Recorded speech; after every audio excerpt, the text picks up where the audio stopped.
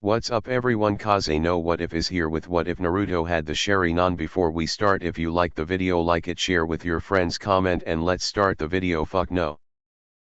A beautiful day was taking place in the respected and feared Kana Hagakure no Sato. Today an air of excitement could be felt all around. Countless vendors, different food, and game stalls could be found anywhere you looked. Children ran carefree on the streets, playing and laughing like there would be no tomorrow.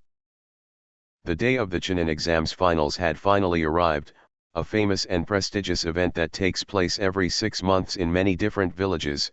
Visitors from distant lands were seen enjoying the nice atmosphere and welcoming warmth of Konoha's residence. All in all, it looked like the final tournament was going to be a fun and great event. A shocking contrast with the conversation going on at the Hokage's office. "You must finally be going senile in your advanced age, old man." The powerful and feared white-haired Sunin walked around the room as he venomously spat his disagreement with the Hokage's latest directives. "You're being stupid." Sarutobi Hiruzen had to resist the urge to chuckle at his student's childish behavior. It was truly refreshing to see him so focused on the matter at hand. It truly was heartwarming to see him so concerned. It almost made him reconsider. "You're being stubborn, Jiraiya. This isn't up for negotiation." Jiraiya was torn between smashing his head repeatedly on the wall or smashing Hiruzen's on his desk. "How do you expect me to let you in there alone?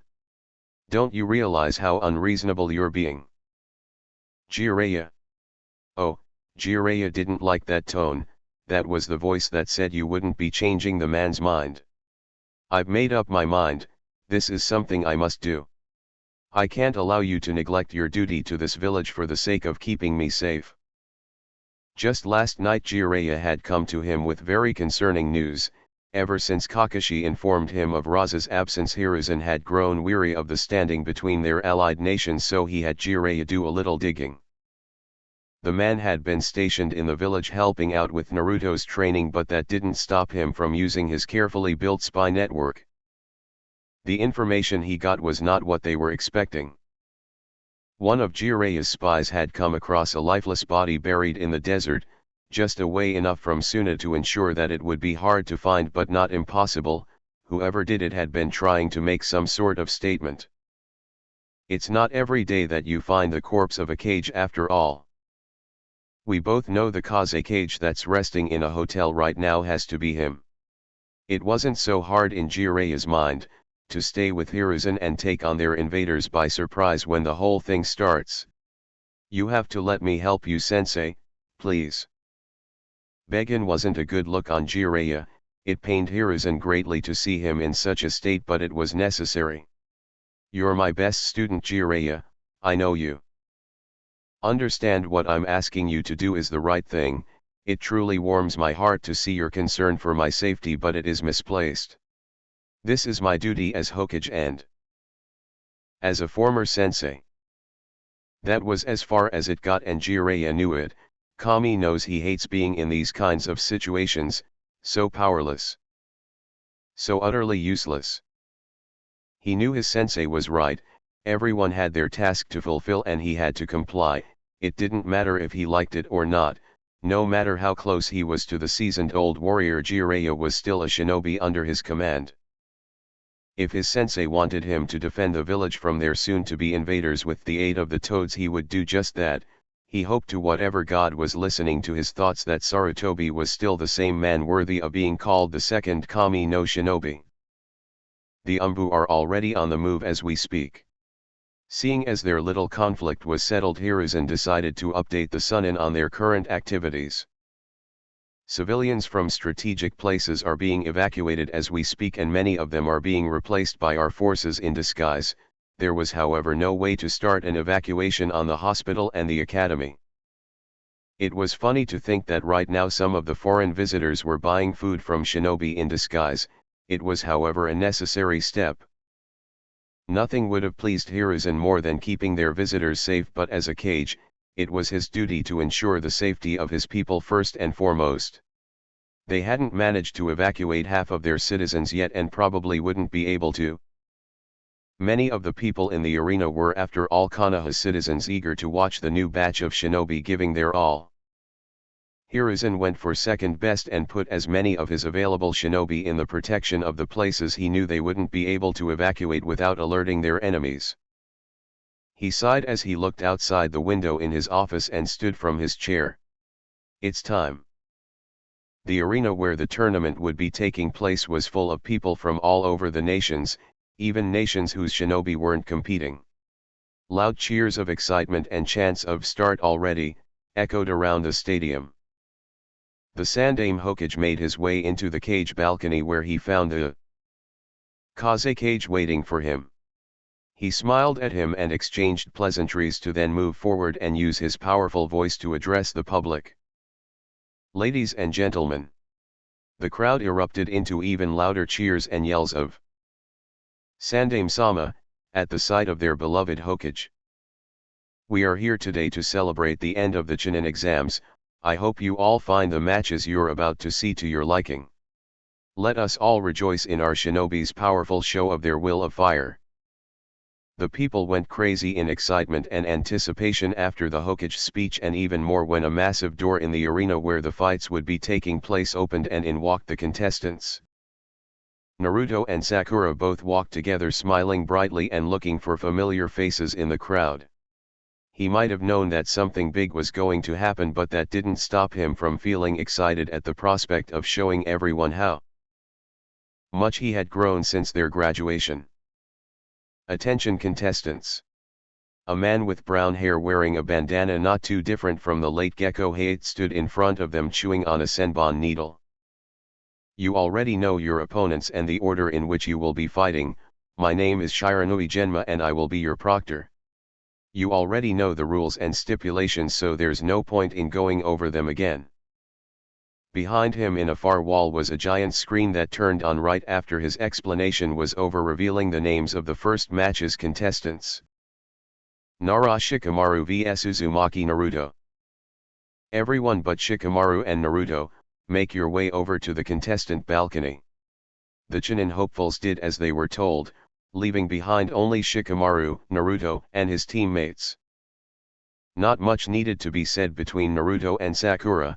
She stood in front of him with a warm and caring smile as she wished him the best of luck and left, not without stopping to say, "Kick his lazy ass, Naruto." Ino and Koji were sharing similar thoughts from their place on the spectators' podium. "You better do something, Shikamaru," was her yell of encouragement as she frantically shook her fist in a promise of pain if he didn't. "Are both contestants ready?" asked Genma, receiving only nods of agreement. He then jumped away and left both genin to their devices. Both Naruto and Shikamaru sported playful smirks on their faces. The Uzumaki simply took both of his staffs and started dancing around with them, showing off how skilled he had become in using them. "You've become arrogant ever since you started copying my clothes, Naruto, so troublesome," joked Shikamaru, noting the similarities between his clothing style and Naruto's, the main difference between them being the length of Naruto's sleeves and the color of his jacket. "Well, I have to say they're pretty cool, though I look far better in them than you, of course." He then rushed Shikamaru, who only had time to fish a kunao out of his pouch. Naruto then started using both of his staffs to beat the crap out of him. Shikamaru managed to use a kunao to block a few of his strikes, but Naruto had an advantage over him in hand-to-hand combat. His style of fighting was fairly unpredictable. Anytime he thought he had seen an opening, Naruto would do something he had not seen coming. The blonde could use both of his weapons perfectly and mix his attacks with a few well-placed jumping kicks whenever Shikamaru tried to go low. Seeing little choice, the Nara air allowed one of Naruto's kicks to hit him in the face head-on and was sent flying away from him. In the air he threw a smoke pellet on the ground to cover himself. Naruto was an accomplished sensor and knew where exactly Shikamaru was, but decided not to risk getting close to the black-haired genius without the ability to see. Kage Bunjin no Jutsu. With both hands on a crossed hand sign characteristic of his favorite jutsu, Naruto sent 5 clones of himself into the smoke to fight Shikamaru. Having expected Something of the sort Shikamaru used the cover the smoke provided him to use his clan's Kage main no jutsu to create a cover around himself. Every time one of his clones stepped in they would be frozen in place long enough for Shikamaru to stab them with his kunai. Wanting to take the initiative for as long as possible, Shikamaru then extended his shadow and made it launch forward to capture Naruto. The Uzumaki saw a string of shadows coming toward him and jumped away only for it to keep on his pursuit. Naruto jumped and jumped away until the shadow could no longer follow and used the special seal on both of his staffs to put them together into one large bow staff. He then started to spin it as he channeled his chakra, creating a gust of wind that cleared the smoke from the arena and revealed Shikamaru was no longer there. Naruto turned his gaze to a rock where he knew Shikamaru to be hiding in and was about to use his long-range Raiden jutsu when a sizzling sound reached his ear. He looked down and found a kunai with an activated exploding tag and a shadow string. Son of a dash boom. The tag exploded and Naruto managed to jump just far enough to avoid a lethal blow but was still caught in it and sent crashing into a tree, his back making a loud cracking sound on impact only to then fall to the ground. He got back to his feet quickly however and was just about to run at Shikamaru when he found that he couldn't move. Kage main no jutsu, success. Shikamaru emerged from his hiding place and walked towards the frozen Naruto, placing a kunai on his neck. Give up. Much to his surprise, Naruto didn't give up and instead smirked smugly. Suddenly a kunai was placed on his neck from behind. Shikamaru smirked when he realized he had been set up by Naruto and released his hold of him. As he did, the clone that was pointing a kunai to his neck disappeared and the real Naruto jumped back to prepare a follow-up attack. I give up. Shikamaru's sudden proclamation had everyone confused and some were even a little angry. Shikamaru, you lazy idiot. The voice was that of his blonde-headed teammate and it immediately made Shikamaru regret what he was doing just a little. I'm almost out of chakra while Naruto hasn't even started to breathe heavily. I also know for a fact that if he wanted to he could have broken free of my shadow binding himself. There's no need to keep this going, he wins. Now, it was true that he could have easily broken Shikamaru's technique. It's easy to overpower it with his chakra because Shikamaru still neglected training it or training at all. Naruto knew for a fact Shikamaru was lying about his chakra. While it was spent he still had more than half of his energy left. Why would he lie about it? Winner, Uzumaki Naruto. The crowd erupted into loud cheers and a certain silver-haired jonin looked fondly at his student-turned little brother as he released Shikamaru and both walked together back to the contestants' booth. On their way, Shikamaru could feel Naruto's questioning look on his back and he answered it simply. I have a feeling I'll be needing my energy later. Naruto stopped breathing for a short second before continuing to walk after him. If there was someone who would be able to figure out something weird was going on today it would be Shikamaru. Yosh. Kakashi, it seems like Naruto-kun's flames of youth still burn as brightly as the day we met. Flames could be seen burning in the man's eye and all everyone around him could do was sweat drop at his antics and try to ignore him. Almost everyone. My dear friend Naruto-kun is full of youth, Guy-sensei. Lee was still bound to a wheelchair but nothing could have stopped him from showing up to the finals and showing his support to everyone's favorite blonde. Well said, Lee. Guy-sensei. Lee. Guy-sensei. Lee. Shut up. Yelled absolutely everyone around him, making them both deflate and sulk in a momentary depression. Up in the balconies, the Kazekage watched as Hiruzen observed the young Uzumaki as he returned to the competitor's booth with a smile on his wrinkled face. You seem fond of that boy Hokage Dano. Hiruzen turned to look at the man's veil-covered face and smiled slightly. He was perfectly aware of who that man truly was but replied either way. I had the privilege of watching Naruto-kun grow into the fine shinobi he is today.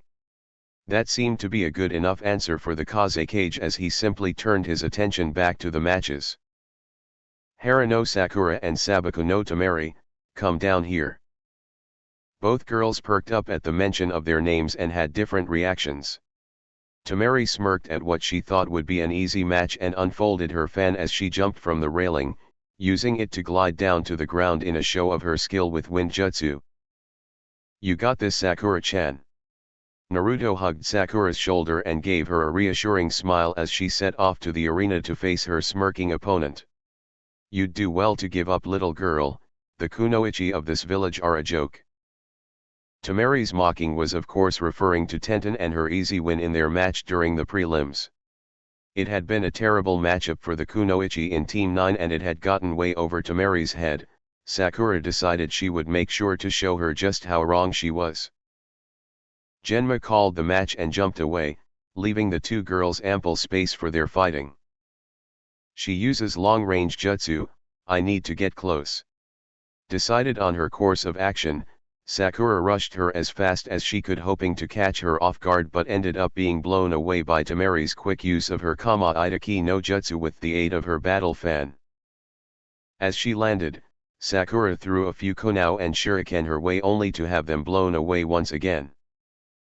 Realizing her opponent was faster than anticipated, Sakura went through a short set of hand seals and performed the regular bunchin, making 6 of her start rushing Tamari once again. She knew they were illusions and only one of them was the real one, so she used her fan and blew them all away, but much to her surprise all the Sakuras disappeared, leaving no trace of the real one behind. She was left alone in the middle of the arena and no matter where she looked, Sakura was nowhere to be found. Suddenly a hand emerged from the ground right below her and she jumped just in time to avoid it, but Sakura didn't count on her falling for that trap, so she quickly jumped from the ground in time to hit the still airborne Tamari hard in the stomach and send her flying towards the trees. In the arena, Tamari crashed loudly into a tree and fell limp on the floor. After she took her time recovering, she quickly stood up and started walking back towards Sakura with an enraged look on her face. "That bitch." She suddenly tripped with seemingly nothing and fell back to the ground. Sakura made use of the false surroundings illusion on her and decided to act before she had time to release it. She dropped from the trees and tried to stomp her back. Tamari rolled on the ground and quickly stood up as she released the genjutsu to start a taijutsu bout with the pink-haired. Tamari proved to be a lot better in taijutsu than Sakura anticipated, and after trading blows for a while managed to use the closed fan as a weapon, giving Sakura a hard blow with it in the stomach and then to the head, sending her flying and crashing hard with a few rocks scattered around the area. Sakura stood up dizzily and Tamari decided to act before she had time to recover. Using the same jutsu she used on Tenten before, she sent her flying in the air and kept her elevated as multiple cuts and gashes appeared all over her skin and clothes. Her screams of pain started being heard all over the arena, and back in the competitor's booth, a blonde-haired teen started cheering her on desperately. "You can do this, Sakura-chan. Don't give up." Something started stirring in her after her loud teammate's bold exclamation. She started falling and Tamari placed her fan for her to fall on top of it and humiliate her in the same way she did Tenten, but Sakura wasn't having any of it. She twirled around mid-fall and readjusted herself to dive fist first while focusing enough Doton chakra on her first that it quite literally solidified it and made it look like she was wearing a rock glove. Tamari noticed and tried to use her fan as a bat to fend her off. Boom! Sakura landed and the force of the impact was so strong that the collision between the two made a big cloud of dust rise. In the stands, all the spectators were watching in shock at the edge of their seats, desperately trying to see what was of the two girls. The dust cleared and revealed a barely conscious Tamari on the ground and a Sakura breathing heavily on her knees with a smile on her face. She had made it. Winner, Haruno Sakura. Way to go, Sakura-chan. With complete disregard for the rules, Naruto jumped from the railings and ran toward her teammate. He helped her stand up and raised one of her arms in a show of her victory. Loud claps, cheers, and whistles accompany his actions. Looking up, Sakura watched as people cheered her on and chanted her name in support. Being moved to near tears, she looked around the audience for her sensei and found him standing with Guy, his Sharingan eye uncovered as he smiled at her and gave her a proud thumbs up. "Calm down, mother. I will give you blood soon. Back in the competitor's booth, Naruto observed his soon-to-be opponent as he helped Sakura to a seat. All he could feel when he looked at him was anger because he hurt one of his dearest friends severely and ended his shinobi career for good. He was even angrier because he tried to do it twice. Where are you going, Naruto? Shikamaru ran behind his blonde friend on their way to the hospital carrying a gift basket he had bought for Koji. The young Akimichi heir had eaten too much and landed himself in the hospital due to food poisoning.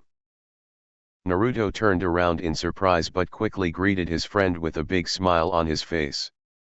I'm going to see Lee, he was examined yesterday, and well, it wasn't good. Oh yeah. Shikamaru's face adopted a more solemn look as he looked at Naruto.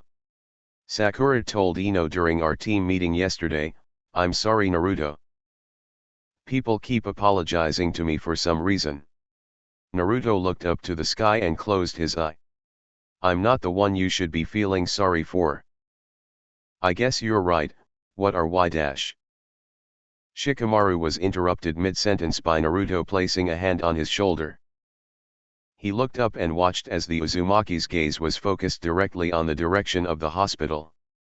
He didn't have time to react however when Naruto used a half-ram seal and performed a shunshin to get them both as close to the hospital as he could get them. Once they were both at the hospital's door, Naruto started running like crazy without stopping to look at him or tell him what was wrong, but it didn't matter to Shikamaru. He still followed behind him through the corridors despite the yells from all the angry nurses at their step. Naruto then kicked the door of one of the rooms open and revealed exactly what was going on. Kage main no jutsu. With his hands on a rat seal, Shikamaru's shadow extended and froze the red-haired Jinchuriki in place, stopping him from using his sand to murder the resting Lee. What are you doing here? Naruto's tone was menacing and full of anger, his knuckles started turning white from the sheer pressure he was putting on them. I'm going to kill him, Gaara spoke to them matter-of-factly, and it only made Naruto start trembling in annoyance even more. Trying his best to defuse the situation, Shikamaru decided to go for a more peaceful approach. Why do you want to kill him? You've already won. Killing him. Gaara looked directly into Naruto's lone eye and smiled a twisted smile that betrayed just how truly broken his mind was, will prove my existence. You think you can just go around killing everybody and doing as you please? So much for trying to get a peaceful resolution. Shikamaru was already raising his tone. You're a sick and psychotic bastard. Gaara didn't seem at all concerned by Shikamaru's accusation and simply warned the both of them. If you don't get out of my way, I will kill you. You're a monster. Time slowed down for Naruto and Gaara at the same time as Shikamaru said that. One ready for a fight and the other just amused. I am a monster. The sand started to pick up and swirl around him, but Gaara's demeanor didn't change in the slightest. My father used a jutsu to seal a powerful sand demon on me the day of my birth, and I took the life of my mother. I was born a monster. His father sealed the demon on him. Like how my father wanted to seal one in me. Naruto started feeling something he couldn't quite figure out as the thought filled his brain. I could have been just like him. He's been trying to get rid of me since I was 6, sending assassin after me, that's why I live only for myself. As long as there are people to kill, I will always exist. He finished his speech by effortlessly breaking free of Shikamaru's biting and using his sand to attack them both. That's enough.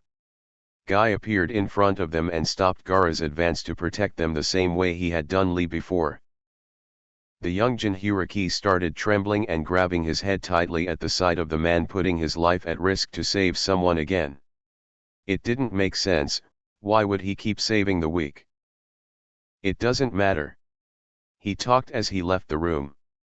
I will kill you all. Naruto sighed and slumped dramatically on his seat. This whole thing has been going a little bit too stressful for his taste. There was too much at stake, and what he knew to be coming was the more stressful. He knew that the moment his fight with Gaara started things were going to get real and he was starting to doubt himself. One thing was to fight a Jinhuriki but having to fight to save his village. His thoughts regarding the Jinhuriki as a person weren't helping him either. The question he couldn't help but keep asking himself over and over again. Could Naruto have been like Gaara? If Minato hadn't failed in sealing the Kyuubi inside of him, would Naruto be as twisted as he was? The thought terrified him. One thing was clear for him, though he could never claim to know what Gaara had been through, he could relate to something in his eyes. Loneliness. The difference. Naruto never was completely alone. Yes, he cried himself to sleep many times in his apartment, wondering what was of his parents and why he of all people had to be in his situation. Why he of all people had survived the day the Kyuubi attacked and not died along with those who were supposed to be there for him. If Sarutobi Hiruzen hadn't made it a point of being present in his life, who knows what would have been of him. Then there was Sasuke, his best friend, the one he always felt he could relate to. Despite their situations being so different. He missed Sasuke, a lot. What if Gaara had turned out the way he did because no one had bothered to be his friend? It wasn't unfathomable, at least not for Naruto. He did firmly believe everyone deserves a second chance, perhaps that's all that Gaara's missing. A second chance. It's a pity he was on the wrong side of the upcoming battle. Naruto had never killed before, but if it meant protecting his loved ones he wouldn't think twice about killing him. Abarame Shino and Sabaku no Kankuro, come down here. Kankuro jumped off the rail begrudgingly as he looked back at his brother. Constantly while his thoughts went haywire. Oh fuck. I can't skip my fight, I need to give Sis some time to recover for our plan. I just hope Gaara doesn't get too mad for making him wait. I believe in you Shino-kun, gee good luck. Hinata timidly cheered her stoic teammate who only responded by giving her a court note as he went down the stairs to meet his opponent. Genma called the match the moment both contestants were down in the arena and ready. Shino pulled both arms out of his sleeves and revealed them to be covered by a swarm of insects as he addressed his opponent. I am from Konoha's Abarame clan, we never underestimate our opponents. Kankuro's response to Shino's compliment was to unveil Karasu the puppet he carried on his back and take the initiative of the match, hoping to take just long enough to buy some time for her sister but not so much that he would be pissing Gaara off. With a flicker of a finger, the puppet shot out his tail toward Shino who jumped back just in time for it to hit the ground instead of him. Shino observed his attacker and noticed the needle at the tip was injecting poison into the ground. He extended his right arm and countless insects flew at Kankuro who chose to jump back and retreat to the many-sized forest in the arena. Once there he kept on using Karasu to try and stab Shino but failed on every single attempt. Shino landed safely on a tree branch right in front of the one Kankuro was standing and stared him down as he calmly analyzed the situation. He keeps trying to poison me from a distance, why? Because he's most likely not good at hand-to-hand combat. Kankuro suddenly went into the offensive again and Shino barely dodged in time by dropping from the tree and jumping to a different one. He fished a few konao out of his pouch and threw them at the puppet with perfect accuracy, hitting it in the head and joints from multiple angles. Having thought he had won he lowered his guard which proved to be a mistake when the puppet turned into a log and the real one stabbed him from the back. Kankuro smirked from the distance and watched as Shino fell to his knees and then transformed into insects. What the F dash? A strong punch to the side of his jaw courtesy of Shino interrupted him and made him hit the tree he was standing in with a loud crash. He quickly jumped away in time to avoid further punishment and recalled Karasu. You were able to use a puppeteer's weakness against him, impressive but not enough. The puppet opened his mouth and launched a bomb at Shino. When it exploded, a purple gas that he immediately recognized as poison exploded and shocked him as he jumped away and started coughing. Did I inhale a little? He looked around and realized the only thing there was Karasu and Kankuro was nowhere to be seen. So you distract your opponent and hide to let your poison finish them off. Smart. The puppet went flying straight at him and managed to stab him with his poisoned needle, but Shino once again exploded into a swarm of insects. Kankuro tried to use Karasu to attack again but found that he couldn't move it. Insects had made their way inside the puppet's mechanisms and started eating from inside, obstructing its joints and rendering it incapable of moving in the process. Then they started advancing towards the hiding Kankuro through the chakra strings that connected him to the puppet. Kankuro reacted quickly and released the strings to avoid being found by the insects, but reconnected them just as fast to make Karasu's head separate from its body and rush straight at Shino with another poisoned needle. It was just about to hit him when it stopped right in front of his face and dropped back to the ground. Once Mikakaicha get a taste of your chakra, it's futile trying to hide from them. Shino was panting hard and dropped to his knees as his insects completely engulfed Kankuro and started eating away his chakra. If you don't want my insects to eat your chakra until you die, you should give me the antidote. Seeing no alternative, Kankuro complied with his demand and handed him a vial containing a green liquid. Shino drank it and immediately started feeling better. He then walked back to Kankuro and kicked him hard in the head, making him drop unconscious. Winner, Abarame Shino. The crowd erupted in cheers once again at the exciting display that, though not as action-packed as the previous one, had everyone on the edge of their seats in wonder. Your son fought well, Kazekage Dano. Up in the cage balcony, Hiruzen decided on making conversation with the person he knew to be an imposter and, although not yet sure, most likely was his former student in disguise, simply to see how he would answer. He should have done better. This was truly a disappointing display of ability. The fake Kazekage answered exactly the way you would expect a man of his reputation to. Hiruzen could admit that his student wasn't lacking in the acting department. Hyaga Hinata and Hyaga Niji, make your way down to the arena. The Kazekage immediately turned his gaze back to the arena, specifically to the Hyaga prodigy who was calmly making his way to the arena. Perhaps he wasn't that good of an actor. In the stands, Hayashi tightly held onto his other daughter's hand as he watched his nephew go down the stairs with a smirk and a satisfied look on his face. He knew Hinata would be fighting him and he tried so hard to dissuade her from fighting him. Hinata was too weak to be fighting someone like Niji, a true prodigy. He didn't manage to convince her not to fight. Something had awoken within her and she started to be moved by a whole new drive. He still didn't understand it, despite showing better improvement than he ever hoped from her in the last 2 weeks from her training. It still wasn't enough to beat Niji, but she knew it, and she didn't care. Winning was not a part of her plan. What was Hinata trying to do? Hinata. Naruto stood up from his seat and quickly caught up with the Hyaga as she talked with his teammate before going down to fight. Do you remember what we talked about? Hinata was a little surprised by his sudden approach but seemed to get a lot more confident. Yes, Naruto-kun, I will do my best. That's great. Naruto then put a hand on her shoulder and smiled warmly at her. It was a soft and small smile, but it was able to convey everything that Naruto wanted perfectly. I believe in you, Hinata, you're not weak. The girl beamed up at his comment and promptly walked away from both him and her stoic but curious teammate as she made her way to meet her beloved cousin.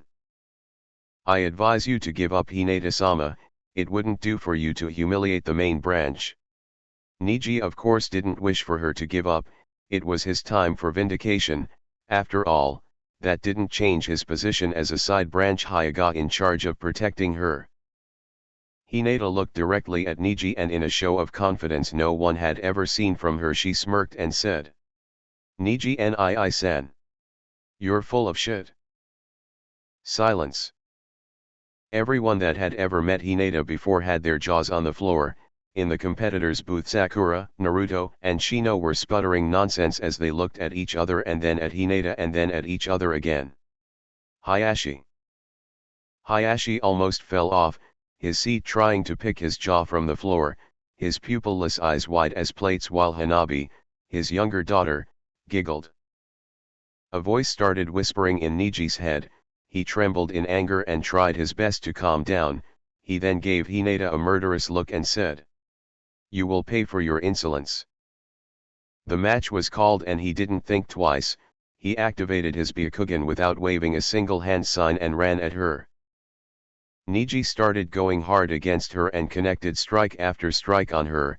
He would hit her with open palm thrusts and switch to single fingers, closing his tenketsu without breaking a sweat. Hinata surprised him by fighting back, and impressively so. The young and determined Hyuga heiress had a look of pure concentration on her face as she blocked as many of Niji's strikes as she could while connecting a few palms herself. She wasn't gaining territory on him, but she was standing her ground in ways not everyone could consider themselves capable of when fighting someone like Niji. There was, however, much more to the fight than just hits and punches. Your belief in destiny is idiotic. Niji started seething in anger, almost allowing himself to get distracted. She's mocking you. Shut up. Hinata could see something going on in Niji's mind as they battled and decided to keep on the pressure. We make our own destiny, Niji-nii-san, it's time for you to accept it. Foolish little girl. Silence her. Shut up. His desperate attempts to remain calm started failing catastrophically. His hits started looking more like those of a brawler than a composed Hyuga, and Hinata could see it. It still wasn't enough to get past him. Niji placed a few good hits on her chest and arms. He closed some of the tenketsu in one of her shoulders and used a closed fist to hit her on the cheek, sending her flying and crashing to the ground. Give up, Hinata-sama, you're weak. His words were spat and full of venom. He looked at Hinata's figure on the ground with eyes full of hatred and suppressed emotions, all bottled up for years and about to be released in a single blow. I don't think you're weak, Hinata. If anything, you're super strong, Tobia. On the ground, Naruto's words rang deep and Hinata couldn't help but smile as she stood up again.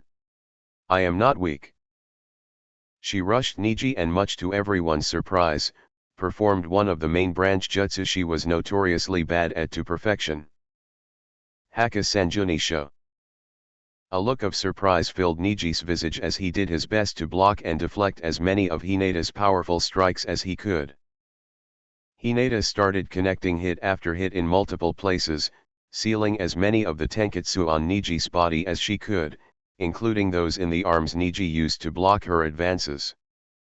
She finished up by calling the last of her strikes, 32 palms, as she connected an open palm in Niji's chest and sent him to the ground.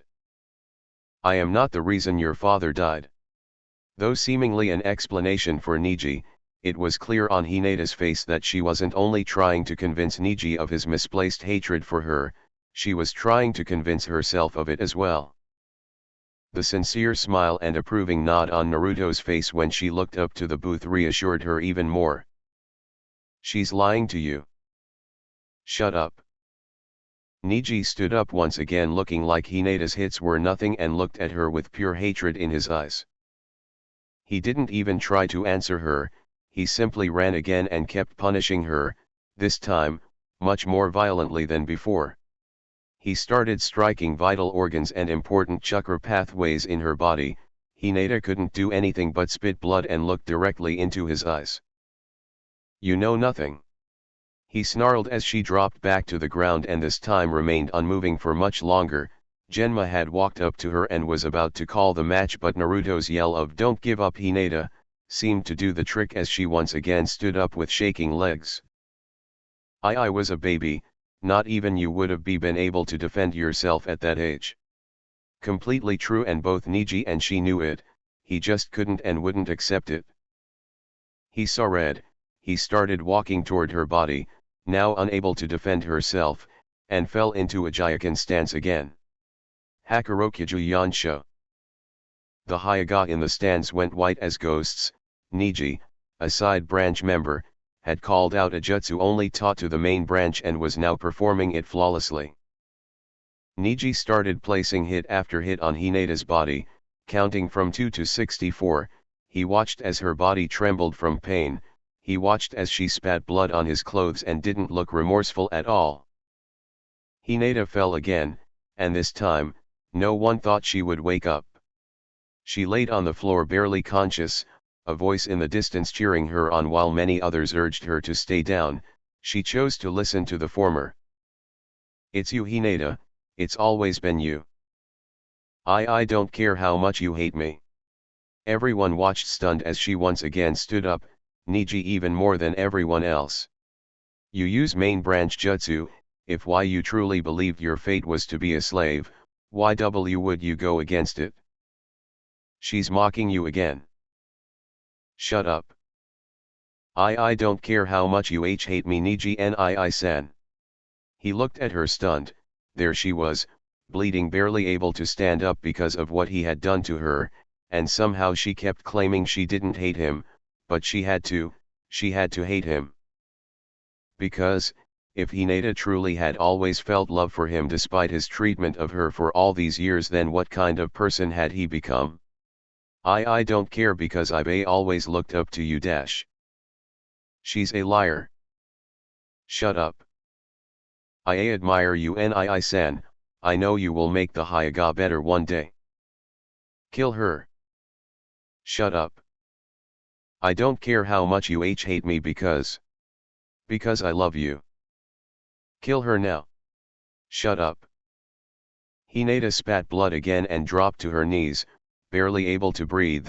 The medic team had already made their way to the arena and was running to her when it started. The whispers became unbearable for Niji. He started gripping his head and yelling nonsense as the curse mark started extending over his body. His will had finally faltered and the mark would make sure to take advantage of it. He looked at Hinata and slowly started creeping up, the seal slowly making its way past Niji's neck. Hayashi watched in silence and regretted completely what he was about to do, wondering just how he would be able to forgive himself or earn his brother's forgiveness. Hopefully, Niji would survive it this time. With the half-ram seal, he activated Niji's curse mark and watched as he dropped to the ground and yelled in pain. Surprisingly, the curse mark's advance didn't stop. Something that even the disguised Orochimaru found utterly surprising. The curse mark kept advancing over him and reached Niji's forehead where both of the marks he had been given met. They started glowing red, this time both of them, and the agony became unbearable. Gripping his head and thrashing around the ground didn't help. Hayashi had long since deactivated the seal, but whatever was happening to him didn't stop. His screams of agony only grew louder and more difficult to hear without cringing. After minutes that to him felt like an eternity, both of the seals reached a final point. They shone in a red blood-like color and merged together only to end up collapsing. They became a puddle of ink on his body that just fell off, looking like they never were there at all. Niji stopped screaming and became completely still as he laid on the ground and faced the sun, not yet aware of the miraculous event that had transpired. His attention was elsewhere now. The only thing his barely conscious mind could focus on was a bird flying alone in the sky. It looked so free. Chapter 12. No one knew what just happened. The Hyaga watched as their youngest, most promising prodigy succumbed to his emotions and gave in to the control of that dreaded cursed mark.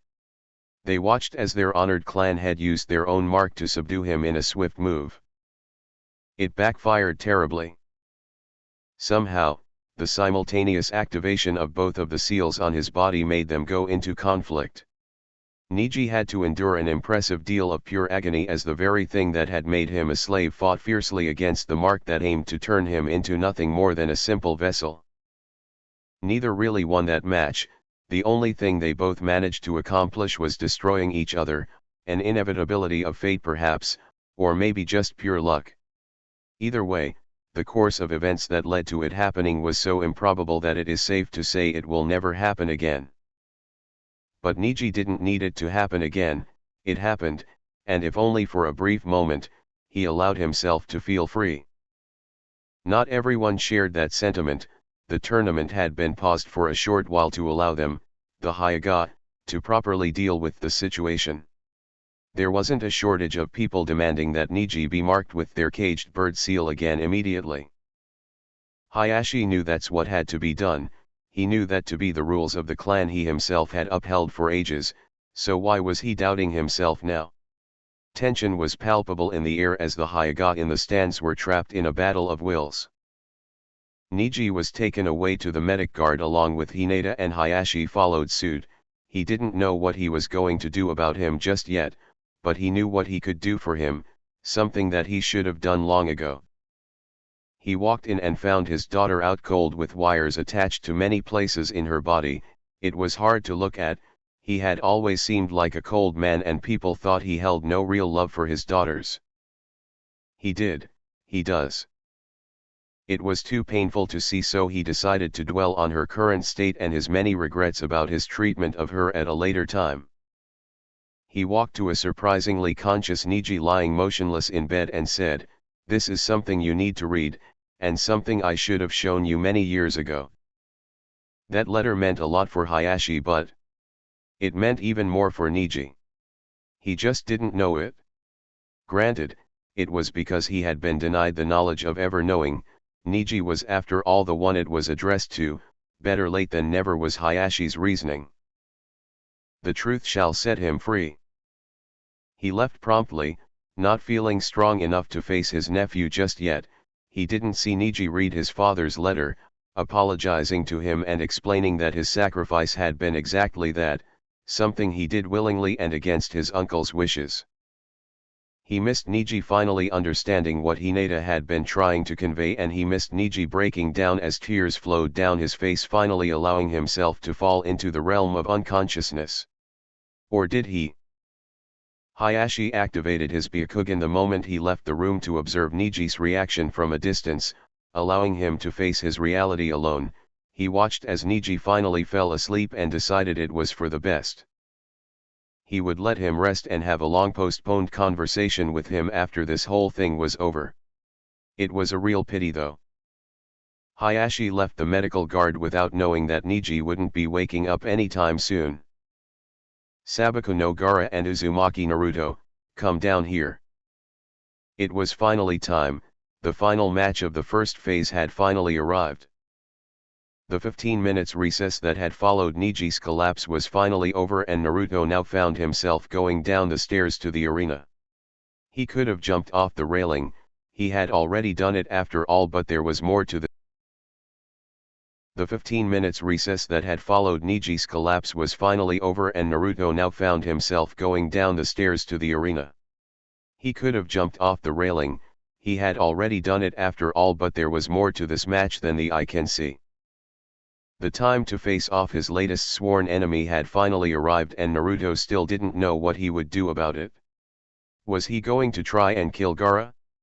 Was he going to try to help him? Would he even be strong enough to do anything against him? "I will give mother your blood, Uzumaki Naruto, your death will make me feel alive."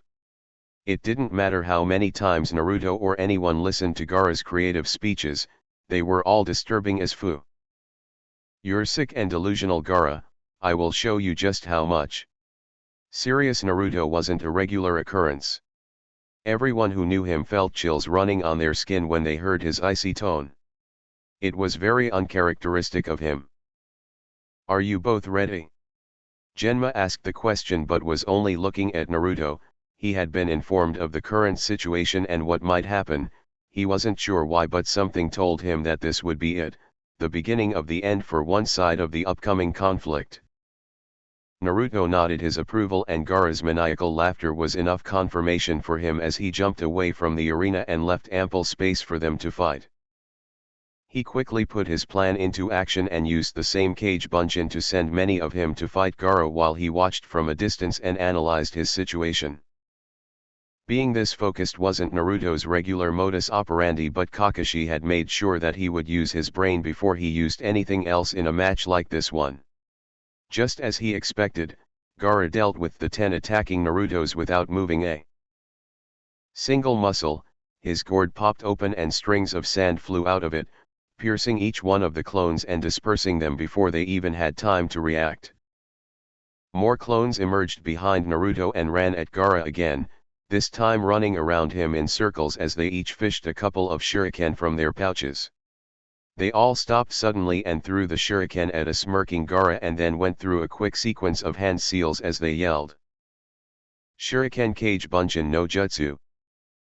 The few shurikens suddenly turned into hundreds that rained on the redhead from multiple angles. It all proved for naught however when the sand simply surrounded him and stopped the advance of the shurikens without any effort. The clones dispelled and Naruto huffed in annoyance. He raised his hands in a single half-ram seal and yelled, Kai, making his special bracelets, designed by no other than Konoha's Fuinjutsu expert, release the weight they were applying into his whole body. Naruto then grabbed his twin staffs and smirked as he made them crackle with electricity. Let's get a little serious. At speeds far superior to those of regular genin and even chunin, Naruto started running around Gaara. His speed was still not nearly as fast as Lee's, not even without his weights on, but he was still pretty damn fast, definitely faster than Gaara. Naruto kept running around him to disorient him and got inside of his defense to place a single hit with an electrified staff only to step away and keep running before his sand had enough time to catch up to his advances.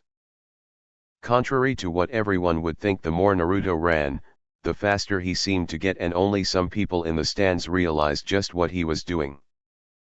Guy was incredibly proud of his semi-student. Truly, he could only take credit for teaching Naruto how to fight properly but couldn't help but marvel at his incredible progress and display of ability. How is he doing that, Kakashi? Kakashi turned his gaze to his eternal rival, revealing his Sharingan eye uncovered and carefully watching the match. He smirked at the question and answered simply by saying, "Which one?" Guy was confused by the cryptic response, but after a few seconds of concentration, he understood. Naruto was keeping an illusion of sorts to appear faster than he actually was. The boy kept running at impressive speeds that made his image blur for the regular eye. It was even harder to see him with the dust that rose every time he took a step on the ground.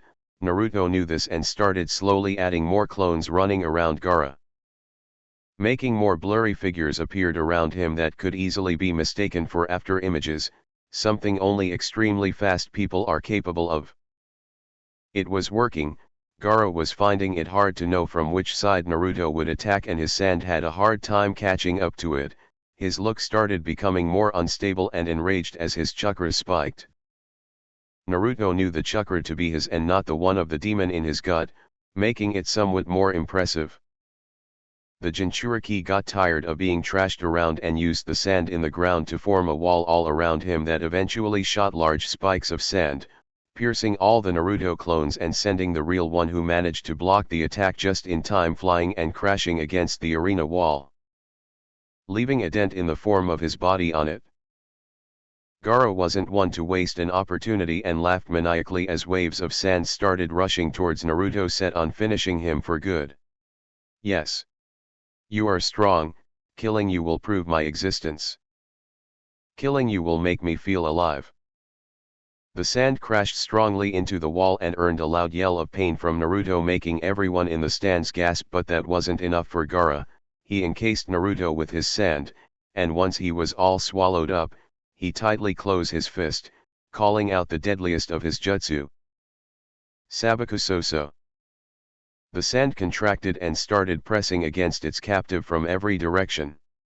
The pressure was so great that Naruto wasn't able to scream or yell in his position. The arena suddenly went silent and some couldn't even bear to look anymore. Gaara kept laughing more and more as he called his sand back to his gourd. It was only when the sand left the room that the audience felt like they could breathe again. In the spot where Naruto's unrecognizable body should have been was nothing but a log turned into splinters. Gaara didn't have much time to be confused, however, when three different Narutos emerged from the ground surrounding him, each holding an open scroll pointed at him. With a flicker of their chakra, the scrolls activated and released three powerful jets of water that hit Gaara head-on and damped his sand, making him temporarily unable of using it to defend it. From the trees in the arena, the real Naruto started going through a quick set of hand seals that he finished as he ran to Gaara. Once in his presence, he pointed both of his hands at him and used the same jutsu he had used to knock out Kiba and Akamaru before.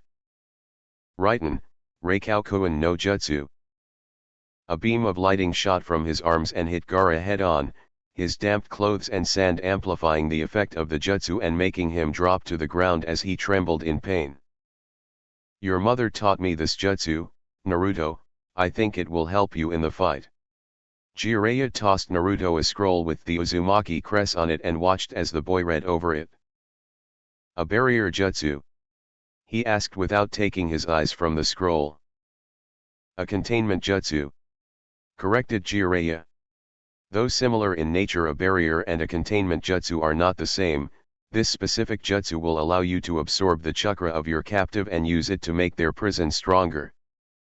Two of the clones that had shot the water at Gaara moved and stood in a perfect triangle formation around him with the real Naruto in one of the tips. No words needed to be exchanged between them as they started going through the same set of hand seals while they watched Gaara start to recover. "You better be right, pervert." They all finished their sequence with their palms together in a praying motion and called out, "Fuinjutsu, Sanyo Fun." Light purple energy emerged from the ground and connected itself to each of the Narutos holding the seal and then shot up from the ground encasing Gaara in a perfectly shaped prism of chakra. But Naruto wasn't done just yet.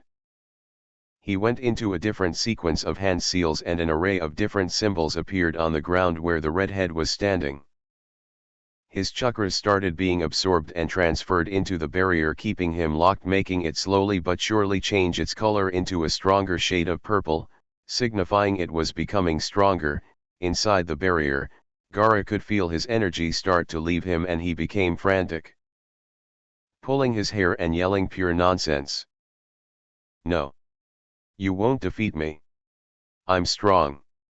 Naruto's hands started trembling at the sudden surge of energy inside of the barrier. He focused and used even more of his energy into keeping the barrier stable and strong. "Sakura-san." The voice of Shino was the first to break the silence that had taken over the contestants' booth. Everyone had their jaws open at Naruto's display of ability. Even Gaara's siblings, who had returned there just in time to see his brother's match, couldn't believe what was going on. "Yes, Shino." Sakura answered him but didn't turn her gaze away from the match and her struggling teammate. "What is Naruto-san trying to do?" Shino was a great shinobi, even for a genin, but few were privy to the intricacies of Fuinjutsu. To the outsider, the only thing Naruto was doing was keeping Gaara locked in place. It didn't seem useful. "He's trying to drain Gaara's chakra, but..." Sakura looked as dark energy started pouring out of the redhead and Naruto's struggle became more apparent. "I don't think it's working." She was right. Naruto's chakra was strong, stronger than even the jonin in the village, but the chakra of Gaara's tenant was more powerful than anything he had ever felt before. He was being overwhelmed by it and he knew it. His plan had failed. The barrier wouldn't be holding for any longer. "You won't deny my existence." The powerful chakra became too much and the barrier exploded. Naruto was sent crashing into the wall of the arena once again and he watched as Gaara enclosed himself in a dome of sand where the energy of the monster he housed became stronger. He carved himself out of the wall but remained stick to it with the use of chakra, his lone visible eye looking around the arena for a certain silver-haired man. "What if it doesn't work, Ero-sensei?" He believed in the knowledge of his newest master. He was perfectly aware that few people could claim to be as strong and capable as he was, so he shouldn't even be asking the question, right? Wrong. Always asking questions was one of the first things Naruto had learned from Kakashi. "If it doesn't work," Kakashi interjected as he swiftly made his way into the clearing, faster than Naruto could sense. "If it doesn't work, you will go ahead with Plan B." He found the face of the man he was looking for and knew that Kakashi had been expecting it. He looked at his uncovered Sharingan and serious face, his eye asking a question. Kakashi answered by giving him a short nod. Naruto sighed. "This is it." Everyone watched confused as Naruto removed his hitaite from his neck and tied it around his forehead, making sure that the strands of hair covering his supposedly missing eye were no longer a sight impediment. What he did next surprised everyone. Naruto looked up and for the first time in months opened his right eye in public, revealing a Sharingan with 2 red tomo. The crowd went silent for a moment, and then the murmurs started. "That boy has a Sharingan, is he an Uchiha?" One of them asked out loud, in shock. Another covered their mouth, connecting the dots together. "Wasn't he in a team with Sasuke-sama? The Uzumaki stole the Sharingan of the last Uchiha." A man angrily exclaimed, pointing at Naruto. "How could he do that to his teammate?" Some other civilian emerged from the crowd. "He's just like that Hatake guy," she accused. "His sensei must have taken it for him. He's a traitor." The people went into a fit of rage and loud accusations that made Naruto look down to the ground in sadness. He knew everything they were saying was false, but it still felt like shit. In the cage balcony, Hiruzen looked at him with a saddened look at hearing the way his surrogate grandson was being treated. "Kakashi, is that true?" "Of course not, Guy." The fact that Guy had even asked was enough for Kakashi to get pissed at him. He seemed to catch up quickly, and apologized for his mistake and for doubting Naruto's youthful ways. The murmurs didn't stop, and every one of them seemed to only get worse and worse. Naruto allowed himself to be distracted, and Gaara was slowly gathering the chakra he needed. Sakura was the first to notice and the first one to do something about it. "All of you shut the fuck up." Silence. Somehow Sakura's voice filled the entirety of the arena, and everyone was now looking at her like she had grown a second head. "You know nothing about Naruto and you know nothing about Sasuke. So shut up and keep your idiotic, baseless and hurtful comments to yourselves. Idiots." That seemed to do the trick. It's not like people seemed to instantly believe what was being said, but it was convincing enough to at least let the matter go for a while. Naruto looked around and realized just how much time he was losing. He gave everyone in the stands a soft and sincere smile that made everyone wonder if such a sweet and kind boy could be capable of the things they were accusing him of. Naruto refocused. He went through a sequence of hand seals that included some that most shinobi didn't know of. Once he was done with it, Naruto extended his right arm and started channeling his chakra. Soon, a chirping sound filled the arena and Naruto's hand was engulfed by lightning. He took a deep breath and ran. Naruto ran the fastest he had ever run in his life. With each step taken he left a dent in both the wall and the ground he was stepping in. Gaara realized the incoming danger, and the sand of the dome extended into spikes and strings of sand that followed Naruto around as he moved. It didn't help him. The enhanced vision and predictive abilities Naruto gained from the use of his Sharingan far surpassed the speed of his sand. The young Uzumaki ran straight at him as he dodged flawlessly every single attack he sent his way. Electricity followed Naruto around. Small particles of sand became crystal the moment they came into contact with his overcharged state. The Uzumaki finally reached the dome of sand and in a swift motion stabbed his arm in it, going right through it and even piercing the body of the one within. It all happened as he yelled the name of his jutsu, one that few who encountered it survived long enough to hear. Reikari. Silence. No one dared move a muscle as they stared and gawked at the scene. Every person in the audience watched in amazement as a genin performed one of the deadliest techniques ever invented almost flawlessly and had nothing to say about it. They didn't have much time to recover. Inside the dome, Gaara could feel pain, unbelievable pain through his shoulder. He watched in shock as a gloved hand still remained inside of his domain. He couldn't believe it. His absolute defense, the jutsu that hadn't been beaten ever, had succumbed to a single person. That wasn't the worst of it. What is this? It's so warm and red. It's so red. It's my blood. It's my own blood. Energy darker than Naruto had ever felt in his life filled the stadium following Gaara's piercing scream. The sand around his arm became tighter and started putting pressure on it, set on ripping him out. He reignited his jutsu, setting himself free with the sudden spike of electricity, and then jumped away from the scene. Gaara started becoming something else and everyone could feel it. One of his eyes became different, in the shape of a star that looked at him with a vicious glint that only spoke of danger. In the cage balcony, Hiruzen had an open view of the scene and the events that followed. He watched as a shower of white feathers dropped in the arena, putting the visitors and some of his most inexperienced shinobi to sleep. He watched as explosions started going off in the distance. He watched as the fake cage standing next to him stood up along with fake Umbu, and he watched as his surrogate grandson suddenly found himself surrounded in the arena. So it begins. Boom. Naruto watched as the balcony the cage were standing on exploded and the Kaze cage emerged holding a knife to Hiruzen's throat, followed by a group of weird-looking Umbu that erected a gigantic barrier on the roof they were all standing. A group of Umbu landed in front of him and engaged the Suna shinobi that intended to protect their weapon. The leader of the foreign shinobi, Baki, ordered Gaara's siblings to take him away from the arena to prepare for his attack as he performed a long-scale futon jutsu to cover their escape. Shino had jumped in just in time to stop Kankuro from leaving and engaged him in combat once again, but wasn't able to stop Temari from unfolding her fan and taking Gaara flying away with her. Uzumaki-san.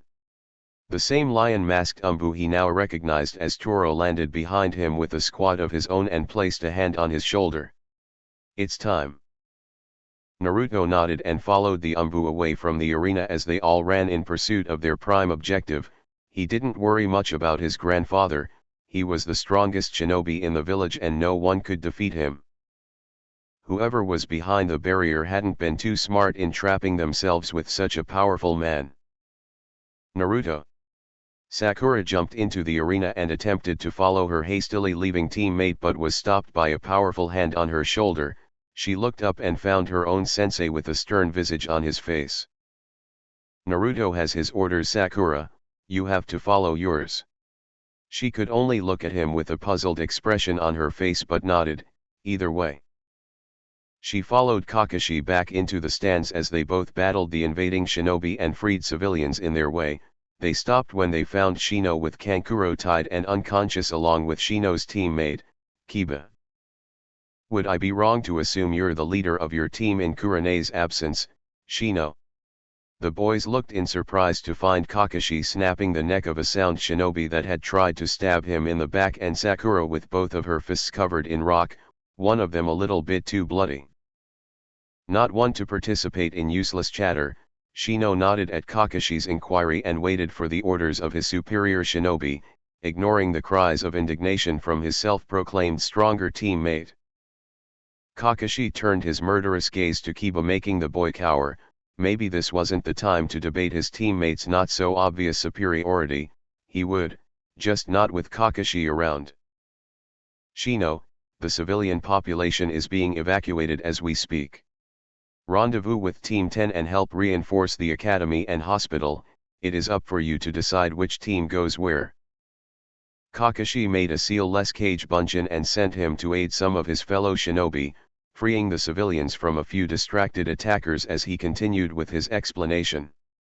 Sakura is a temporary member of Team 8 now, go. The genin left and Kakashi watched as they dealt together with the invading forces. They were truly lucky that Oto's forces were as mediocre as they were. It looked like Orochimaru focused on quantity rather than quality. Kakashi made sure he was standing in a place where Konoha's forces could see him and used a sign language known only to them, relaying a short but important message. Leave the Oto shinobi to our younger forces and focus on Suna, they're the bigger threat. The fighting continued and he focused on making sure the arena was clear of attackers so he could make sure his students were safe as soon as possible. He wasn't too worried about Naruto, he was in the company of one of Konoha's best Umbu. Sakura didn't have that privilege. A big explosion in the middle of the village right where the Hokage Tower stands erupted and caught the attention of many Konoha shinobi. Kakashi started fighting even more fiercely than before with a single thought invigorating his will. We better make this count. Hokage Tower. Koharu-sama, it would be best if we take you to safety now. The woman and one of the respected village elders scoffed as she looked at her former teammate. They both might not be as strong as Hiruzen, but you don't become the student of a man like Senju Tobirama and learn nothing. Even in their old age, they should be able to at the very least defend themselves. She fished a scroll out of a hidden pouch in the back of her dress and out of it unsealed a beautiful black naginata. She then looked at her former teammate and said, "Hear that, Homura? Our own Umbu think we're no longer good enough." Homura simply chuckled as they both jumped down from the roof of the tower, landing on the ground. He then took out a hidden tanto from his sleeve. "We have become old, Koharu, don't take it personally." They both found each other facing the incoming attackers running at the tower, set on stealing as much knowledge from the village as they could and destroying the rest. No matter how old, the elders would be damned if they allowed one of the most important buildings in the village to fall so easily. It started very fast. The Umbu gave up on escorting them out and decided to fight by their side. As soon as the invading forces got too close for comfort, they started their attack, using a combination of their skills in Kenjutsu and Ninjutsu, dealing with dozens of shinobi in an instant. Homura quickly drew his blade and jumped in, slicing throats and chopping off limbs as he went from ninja to ninja, mixing up genjutsu with his attacks to confuse them and make them vulnerable to his advance. Koharu smirked as she allowed herself to feel the thrill of battle once again after so long and started running. She stabbed her naginata in the chest of an unsuspecting shinobi that hadn't thought a lady of her age would even be able to fight him.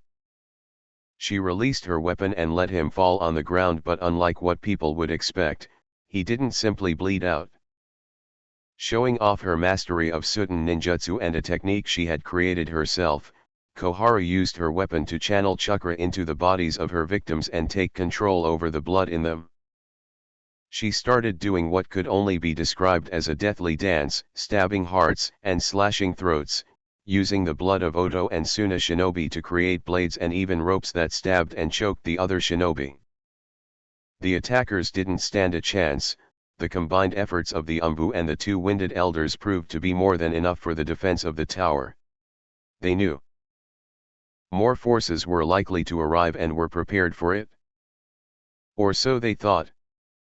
A powerful chakra started advancing towards them too fast for any one of them to react until it stopped right in front of Homura, revealing a thing that could only be described as a creature.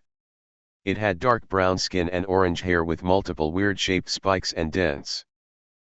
The creature hit Homura hard in the stomach and laughed maniacally as the man coughed blood on his arm.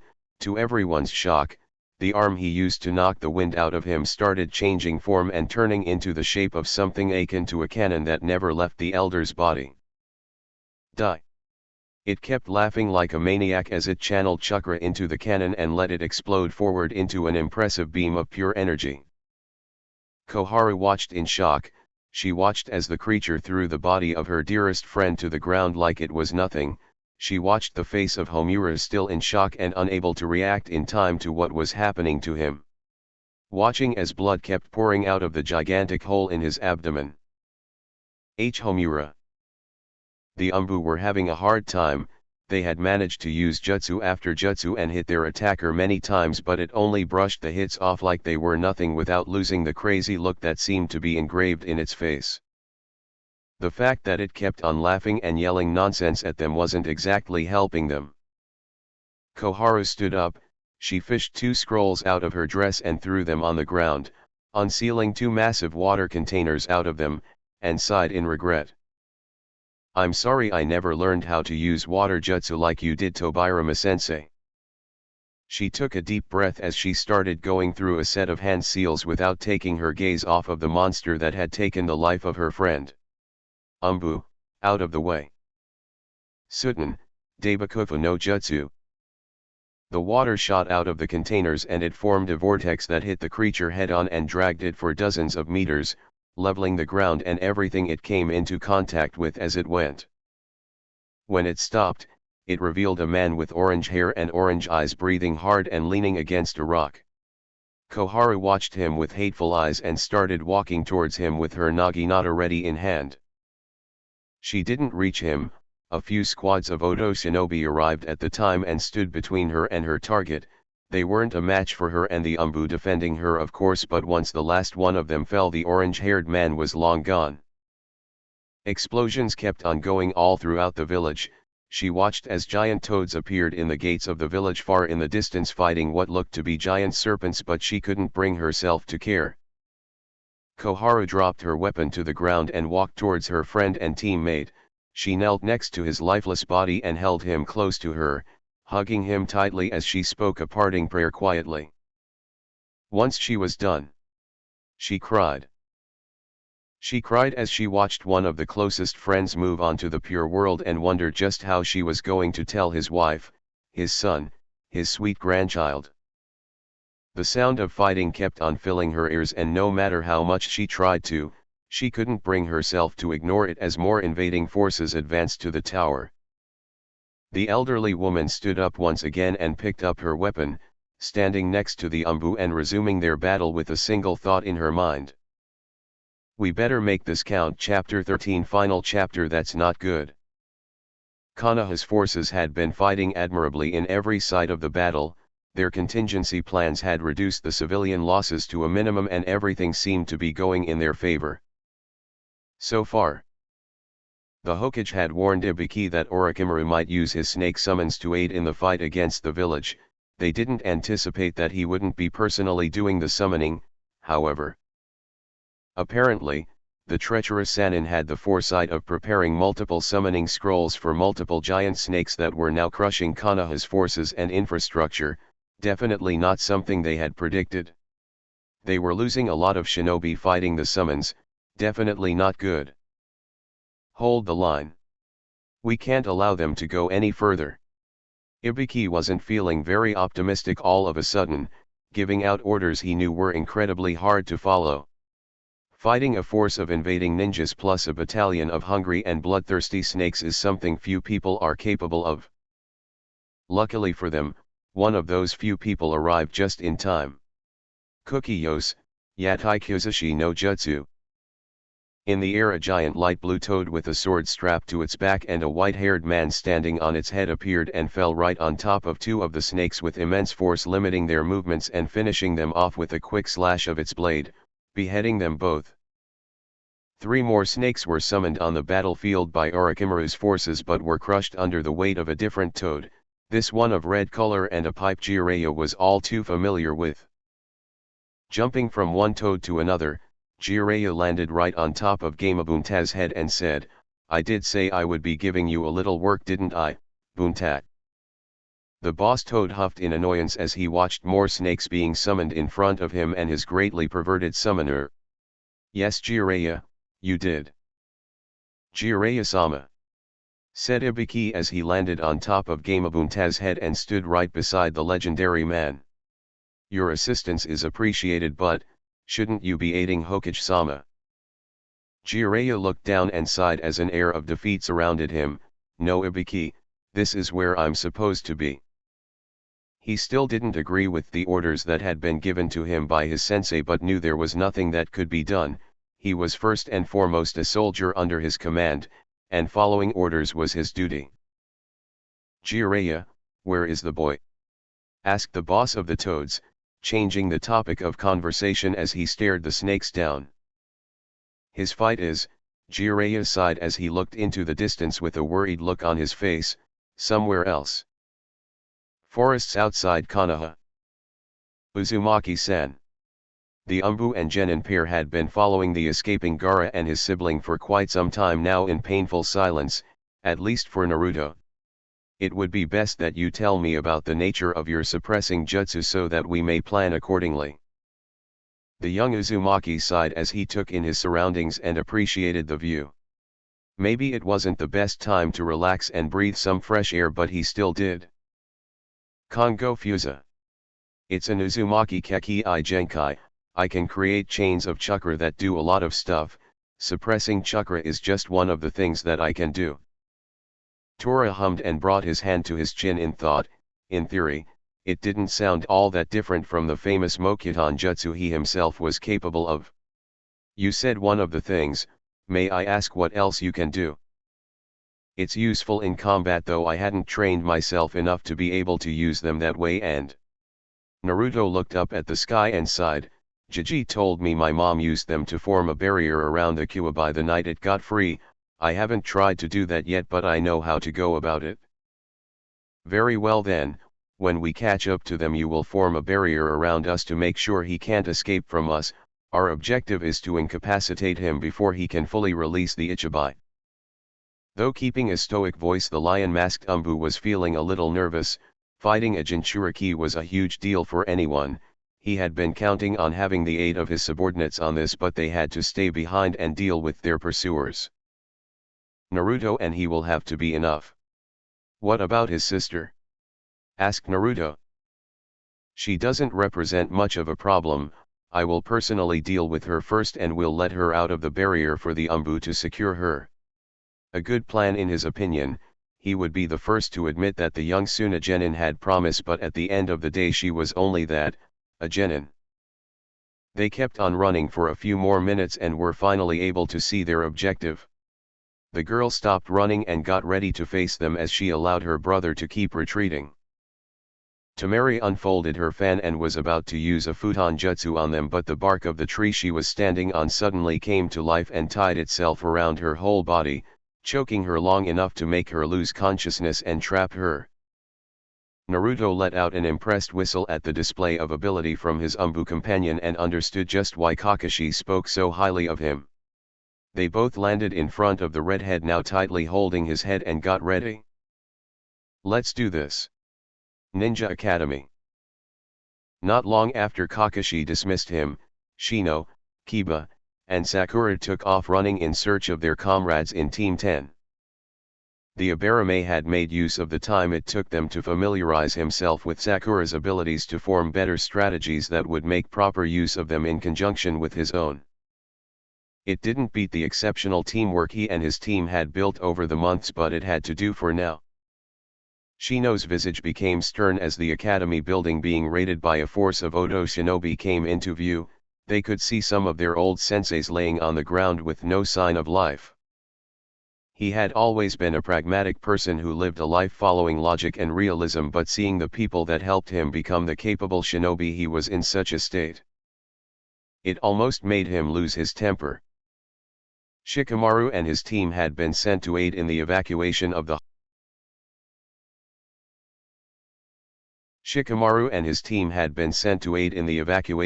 hospital, a building that was currently under the protection of the original Inashikacha formation, so it made sense to send them there and have them send reinforcements to the academy as soon as possible. The team knew they had to buy as much time as possible and strengthen their resolve. Sakura and Kiba both turned to look at their current leader and waited for instructions. Shino simply nodded as he held up a special hand sign, indicating to them it was time to put one of the plans they had discussed into action. The pink-haired genin stopped running and quickly went through a series of hand seals, making 4 solid copies of her made out of stone. As soon as the clones formed themselves, they alongside the real Sakura phased into the ground and disappeared from view. While she did that, Kiba gave Akamaru a pill that made the dog's skin go red and made use of the Jujin Bunshin. Once there were 2 of him, Kiba yelled to get the attention of the invading shinobi. "Hey, assholes!" Kiba's loud yell startled the Odo shinobi and even some of the Konoha Chunin that were currently fighting them. The dog and teen duo jumped in the air and started spinning as they yelled, "Gatsuaga!" Seeing the impending doom, the Odo shinobi tried to jump away to dodge the attack, but much to their surprise, 4 different pairs of hands emerged from the ground and held as many of them as they could, tight and stuck in the ground. Kiba and Akamaru performed a deathly dance and tore through the shocked and unmoving invading shinobi. Those who weren't caught allowed themselves to become distracted and didn't notice the bugs creeping out their bodies and eating out their chakra before they had time to retaliate. Sakura emerged from the ground as the last of the invading shinobi were dealt with by the Chunin that were stationed in the academy long before they arrived. As soon as the last of them fell, the Chunin quickly started evacuating the children that were still in the academy. A tired Irika made his way to the arriving genin and managed a proud smile despite the dire situation. "I can't believe we have to be saved by our students." Shino, logical as always, replied, "You shouldn't feel bad about it, Irika-sensei." "Why?" Because our plan only worked since they weren't expecting it. Irika smiled and was about to reply when another batch of shinobi could be seen running towards them in the distance, this time accompanied by the more capable Suna shinobi. Quickly the Chunin fell into a defensive stance once again, this time accompanied by his former students. Shino was running his mind a mile a minute thinking of a quick strategy to keep the young kids safe. Sakura-san, you said you were capable of using genjutsu, yes? Sakura looked puzzled by the sudden question but nodded her response either way. Do you think you could mask their escape? He asked, gesturing to the academy where all the children were at. Sakura's breath hitched when she looked at the size of the academy. She didn't have the chakra to pull an illusion that big off.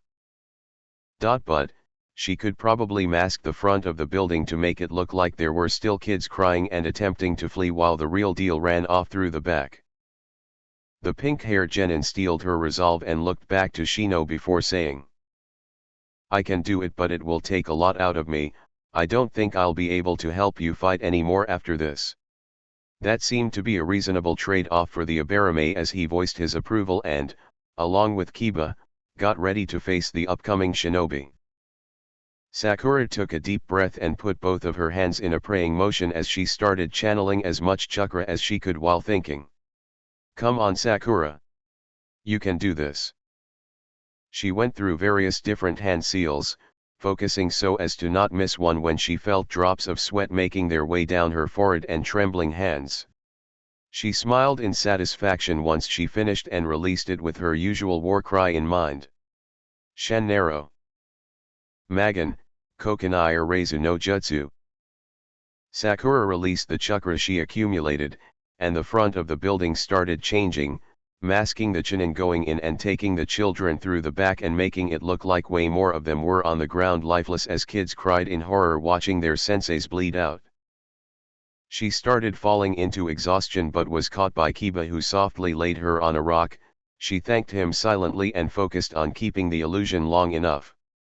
Being satisfied with the current state of his temporary teammate, Kiba joined Shino and watched as the Suna and Oto shinobi arrived. They jumped into battle without a second thought and gave it their all to make sure the next generation of shinobi was safe. In a show of skill no genin should be capable of, Kiba and Shino fought side by side with their former teachers and decimated their opposition. But more kept coming. Horde after horde of Oto and Suna shinobi kept on advancing towards them. Fatigue started setting in soon after that. Shino was the first to fall. The constant use of his clan jutsu over the day had been taking a toll on him, especially after having recovered from poisoning not too long before that. A moment of distraction was all it took for a sword to pierce his leg and arm as he was sent crashing to the ground with a strong punch to the face. He was unconscious before hitting the ground. Kiba followed right after him. Akamaru had allowed himself to get caught after releasing the transformation, and Kiba didn't think twice before jumping to save his lifelong friend. His unwavering loyalty had cost him a few slashes and bleeding wounds, and he fell to the ground with his pup still being protected in his arms. The Suna shinobi that had dealt the blow decided he wouldn't be satisfied until he saw a job well done and tried to end his life. Irika wouldn't have it. He stole the sword of the man right from his hand and used it to slash his neck open in a single strike. Bearing a kunao in one hand and the stolen chokyato in the other, Irika jumped in battle, displaying a level of skill no one had thought him capable of before. He dealt with the invaders and spilled their blood to make sure his former students and his village would live to see another day. Even if it cost him his own. Irika-sensei. The world went silent for Sakura. She was just starting to stand back up when it happened. Irika started becoming slower with each passing second, and it proved to be his doom as a long sword went right through his chest. She ran carelessly, stumbling on her way yet never falling, and made her way to the falling man without even turning to look at the enemy. Irika smiled sadly at his former student as he collapsed in her arms. He cupped her cheek and brushed off her tears with a single thought in his mind. I'm sorry I'm doing this to you, Sakura. He had no trouble with the idea of dying to protect his village. he only regretted making her watch as another person dear to her bled out to death again. "Why don't we take this little bitch with us, boys?" The Suna shinobi all became smug after their victory and started celebrating as they tried to rip Sakura off of Irika, but she wouldn't budge. She was using her limited medical knowledge to keep him from bleeding out and apparently became strong enough to not be moved in the process. She couldn't keep the illusion running anymore and it fell, revealing to the invaders that the children they were sent to eliminate were now long gone and that they had been tricked by a little girl. Angered by a trick, the man who was trying to take her with him, kicked her in the head in a show of pure rage and sent her flying and crashing into a rock, making a sickening crunch from her behind. Sakura yelled in pain but refused to give up and gathered all her willpower to start standing once again. She clutched her sides as she stumbled back to the fallen Irika, set on keeping him alive as long as possible. The genin let go of the weights she was carrying, which had begun to make it difficult for her to move for the first time in a long time. The shinobi saw her resolve and found it amusing, thus he kicked Irika in the head repeatedly. Then she saw red. Her mind became enraged at the punishment being given to her favorite teacher in the academy and she completely lost it. She began summoning a force she shouldn't have while her right arm began hardening and hardening into a rock purely on instinct. Then she ran. Being faster than the enemy was as expected, the training she went through had prepared her for this moment. Sakura reached the bastard that had dared to kick Irika and put his arm right through him. Everyone looked in shock at the display of strength and even Sakura became full of shock at having killed someone, for the first time in her life. She watched the face of the man she had just killed replaced by a familiar face of her dead teammate, bloody and angry at her, angry because she hadn't helped him. Angry because she had let him die. A voice she knew all too well reassured her that it was all right. Naruto wasn't even there, but he somehow always managed to find a way to help Sakura when she needed him the most. The face of Sasuke disappeared and she released the body of the now very dead man and let it fall to the ground. She was surprised when instead of a great opposing force waiting to strike her down, she found a man wearing a green bodysuit making his way through the invaders with no signs of effort while yelling cries of war and youth. Never one to look a gift horse in the mouth, she smiled and watched as a pair of medicnin took Irika and teammate with them. Unable to stand anymore, she collapsed and fell back. She didn't hit the ground. She looked up to see her silver-haired sensei holding her in his arms and looking at her proudly. Finally Sakura could allow herself to relax and feel safe as exhaustion took over her body. The last words she heard before unconsciousness claimed her were spoken by Kakashi. "You did good, Sakura. Forests outside of Konoha. You." Gaara started screaming as a powerful and malevolent chakra engulfed his person and started transforming him, slowly turning him into a thing. Sand solidified and took a tanuki-like shape all around his body, leaving nothing but his feet uncovered. Uzumaki Naruto. Not a nice way to have your name called by anyone. Tora was the first to react to the unsettling situation and instructed Naruto to put their plan into action. Naruto jumped back as Tora used some strange wood jutsu he had never seen before and knelt on the ground. He put both of his hands in a ram seal and closed both of his eyes in concentration. "Please. Help me out a little, Kaa-chan." Purple chakras started swirling around him and he opened both of his eyes as he slammed both hands to the ground. Immediately, a pair of golden chains emerged from his forearms and dug themselves into the ground, with each passing second. Both chains started growing more chains that shot up into the sky and tied themselves around each other, forming a barrier of energy that locked them all in that place and prevented Gaara from escaping and setting the Ichibai free on the village. Not one to be easily outdone, Tora smirked at Naruto's display and decided this wasn't the day he would be shown up by a genin. He went through a quick set of hand seals and called out, "Mokuton, Deijurin no Jutsu." Out of Tora's extended arms shot countless tree branches that quickly tied themselves around the Jinchuriki as tightly as possible. Things quieted down shortly after that.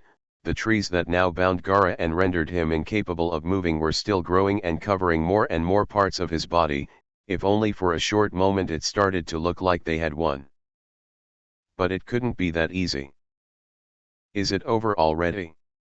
If Sakura's tales were to be believed, the legendary Mokuton was capable of subduing the legendary Byakuya, but that didn't mean Naruto understood how it worked. Somehow he was sure there was more to it than just touching him. The hold over his jutsu started to waver and Tora found himself struggling to keep the Jinchuriki at bay. No surprises there. He didn't think for a minute that would be enough to stop a rampaging vessel, but that didn't mean he couldn't try. Uzumaki-san, he said as he jumped back and avoided a wave of sand that was set on finishing him off. I will try to create an opening for you, try to make good use of it. He then kicked Naruto on the side, catching him by surprise but saving him from a claw of sand emerging from the ground. Naruto conceded and realized he had allowed himself to become overwhelmed by the current situation and was getting sloppy. He started taking deep breaths. He knew he could beat Gaara if he tried to and would do his best to make sure it happened. He promised Hiruzen and he fully intended to keep his promise. Naruto never goes back on his word. Tora started running at Gaara as he went through a series of hand seals. The branches of the trees around the clearing started to extend rapidly and tied themselves around him. The red-haired Tanuki started laughing like crazy and watched as the sand destroyed the branches that were restricting him. Once he set free, he used his sand arm and lunged at the Umbu, who was sent flying and crashing loudly into a tree. Fully intending to end the life of the person he deemed inferior, the sand enclosed Tora and crushed him with incredible. The red-haired Tanuki started laughing like crazy and watched as the sand destroyed the branches that were restricting him. Once he set free, he used his sand arm and lunged at the Umbu, who was sent flying and crashing loudly into a tree. Fully intending to end the life of the person he deemed inferior, the sand enclosed Tora and crushed him with incredible strength. When the sand cleared and returned to his body, it revealed the man to be a wooden copy of himself. Not having much time to dwell in confusion, the sound of 1,000 chirping birds made him turn around to find Naruto in the air, Raikiri in hand, and his Sharingan eye blazing in life. Tendrils of sand shot at him, but Naruto, still connected to the chains keeping the barrier erect, maneuvered himself mid-air to evade every single one of his attacks and landed safely on top of him, lightning-covered fist right into his chest.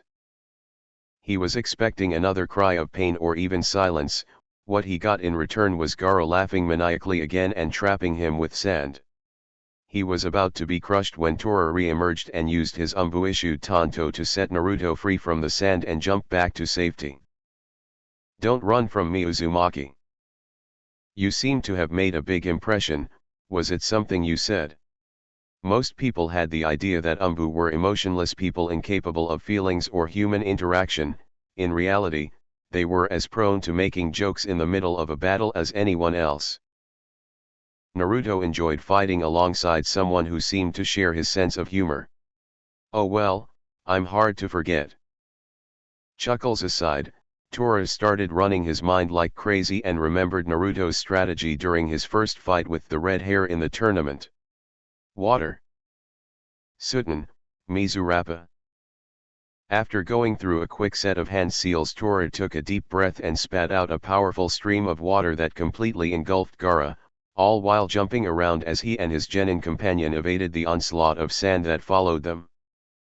Naruto, catching up with what Tora was trying to do, went through a series of hand seals of his own and extended both of his arms. Raiten, Reikoukouen no Jutsu.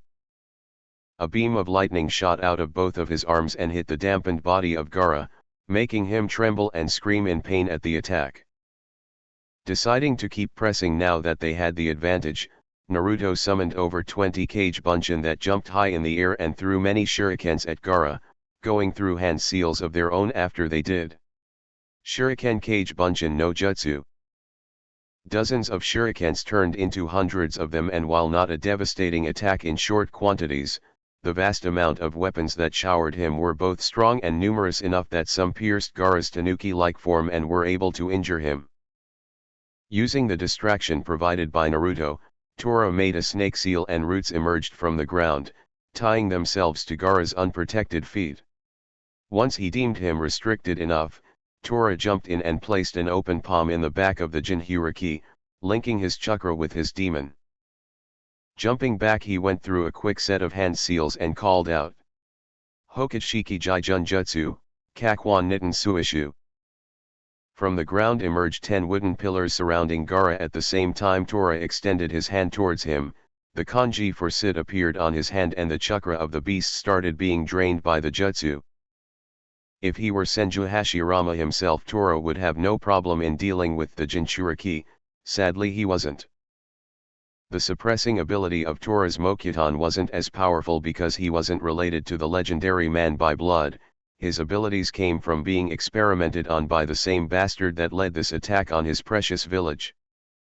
He found some comfort in using Orochimaru's gift to go against his plan.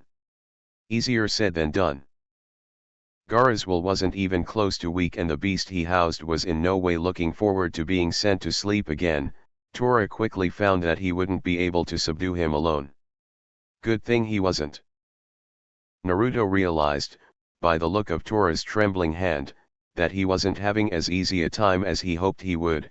Once again Naruto closed both of his eyes in concentration and channeled his chakra through the chains holding the barrier. At his command, some parts of the barrier grew more chains that shot directly at Gaara and tied themselves tightly around him, effectively aiding in the suppression of his chakra. Is this how it ends? Am I weak, mother? The red hair watched as the chakra that once powered him up was filtered and absorbed by the people who showed up to fight him. His gaze wandered and it landed on the same blonde teen that had dared to question his means, his way of living, his existence. He wouldn't allow such disrespect. Before they could finish the work they were doing, Gaara did something none of them had seen coming. With both hands on a ram seal he made himself fall asleep. They felt it immediately. The chakra became too powerful too quickly, faster than both of them could react, and it skyrocketed. The sand went out of control and created a tornado around Gaara. Tora tried to jump in before he could finish doing whatever it was that he started but found himself being hit in the face, hard. His mask shattered on impact and he was sent flying through various trees. Naruto watched it happen and tried to reinforce his hold on the redhead, but it was to no avail. The sand tornado advanced towards him and sent him flying in a way similar to his Umbu companion. The sand stopped spinning and instead started flowing back into Gaara's body, growing larger and larger with each passing second until it revealed a giant sand tanuki. Finally, I'm free. I'm free. With a powerful and fierce roar, the tanuki let out a massive gust of energy that shattered the protecting barrier Naruto had been holding, and all he could do was watch. Uzumaki-san. The unmasked Umbu limped his way beside him and stared at their opponent. That won't be easy to deal with. I agree. Had it been any other time, Naruto probably would have commented on the man and his unmasked appearance. We will probably need some help. You have enough chakra to summon a big toad, Naruto. But I passed out last time, Ero-sensei. Naruto whined and Jiraiya's eyebrow twitched at the nickname he refused to drop but decided to explain anyway. You summoned Gamabunta, the boss of the toad summons. He is by far the most powerful of the big toads and as such requires more energy to bring him to your aid. Naruto found it a bit weird that Jiraiya had said of the big toads when mentioning the power of Gamabunta but decided to let it slide. So far, Naruto could either summon a little toad that was useless for battle or summon Gamabunta and pass out in the process. It was truly mind-blowing for both of them. Putting his concerns aside for the moment, Jiraiya asked him to try the jutsu one more time and he complied. Going through the hand seals again. Kuki Yos no Jutsu. Yo. Naruto watched the little toad appear before him and sighed at his failed attempt. Hello again, Gamakaki. Tora agreed of course but was worried about the outcomes of their plan. Waiting for help was wise as they clearly wouldn't be able to defeat the beast on their own, but it had its downsides. We can wait for our Umbu reinforcements to arrive, but we run the risk of it going to the village. Not what I meant, Tora. The Umbu found himself confused and turned around to find Naruto with both of his eyes closed in concentration as he gathered his chakra once again. Before he could ask what he was doing, Naruto bit his thumb and smeared its blood on his palm, going through a familiar set of hand seals after doing so. Kuki-yos no Jutsu. A giant cloud of smoke filled the clearing and confused the tanuki. When it cleared, it revealed both Naruto and Tora standing on top of a toad the size of Gamabunta with black markings on its face, arms, and legs, as well as bumps above its eyes. It wore a black kimono and wielded a giant black Sajumata on one hand and a beige shield on the other. When Naruto realized he was still conscious, he almost jumped and celebrated. If he was being completely honest, he thought he was going to fail again. "Are you Uzumaki Naruto-kun?" the toad asked, showing off its powerful and deep voice. "Yes, that would be me. I'm sorry I summoned you in this situation. I am in a bit of a problem." Jiraiya had stressed the importance of being kind and respectful to the toads, and he had been, but he had only been able to summon the smaller toads and Gamabunta. He never stayed conscious long enough to greet the boss. "Don't worry Uzumaki Naruto-kun, my name is Gamaken and I will help, but I must warn you I'm quite clumsy." The toad jumped high in the air after his introduction to avoid a wave of sand that was sent by the feared Ichibai. Naruto and Tora were both taken by surprise and barely managed to stick to his head using chakra. "A little heads up would be great next time, Gamaken." "I'm sorry Uzumaki Naruto-kun, I told you I'm clumsy." Naruto sighed at the answer as he wondered why none of the toads he had met were in the very least normal. Not that there was anything normal with talking toads, but still. "Don't worry about it. Do you have any ideas on how to deal with that? Jiraiya is always saying the toads are the most knowledgeable of the summons, and so far they haven't disappointed. Hopefully, this wouldn't be the first time." Gamaken kept jumping from side to side to avoid the crazy beast's attacks and cries of outrage, all while doing his best to focus on the question he was asked: why do people ask so much of him when he always reminds them he's clumsy? "Does this Baijuyu have a host?" he asked and received 2 affirmatives. "We must wake the host." The tanuki seemingly heard their conversation and got enraged by what they intended to do to him. "You won't stop my fun." The Umbu's eyebrow twitched at the display of the legendary beast.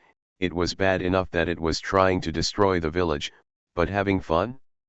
That is 1/6 son of a futon, Ronkyudan. The beast took a deep breath and then punched its own belly hard, letting out a powerful air cannon from its mouth. Gamaken used his shield to cover himself and his summoner and companion from the attack, but, even though he avoided the damage, they were pushed back far. "Uzumaki-san," said Tora, getting the teen's attention. "Can you locate Gaara in there?" Naruto nodded and focused his sensing ability on trying to find Gaara's signature in the gigantic pool of chakra that was the Ichibai. It took some time, but eventually, he found him. "He's in its head, resting on its forehead." Tora nodded his understanding and came up with a plan. "Gamaken-san, can you do something to disperse the sand from its forehead long enough for us to get close?" "I can try, but I am quite clumsy." "It'll have to do, Uzumaki-san," he said, and realized he already had the young man's full attention.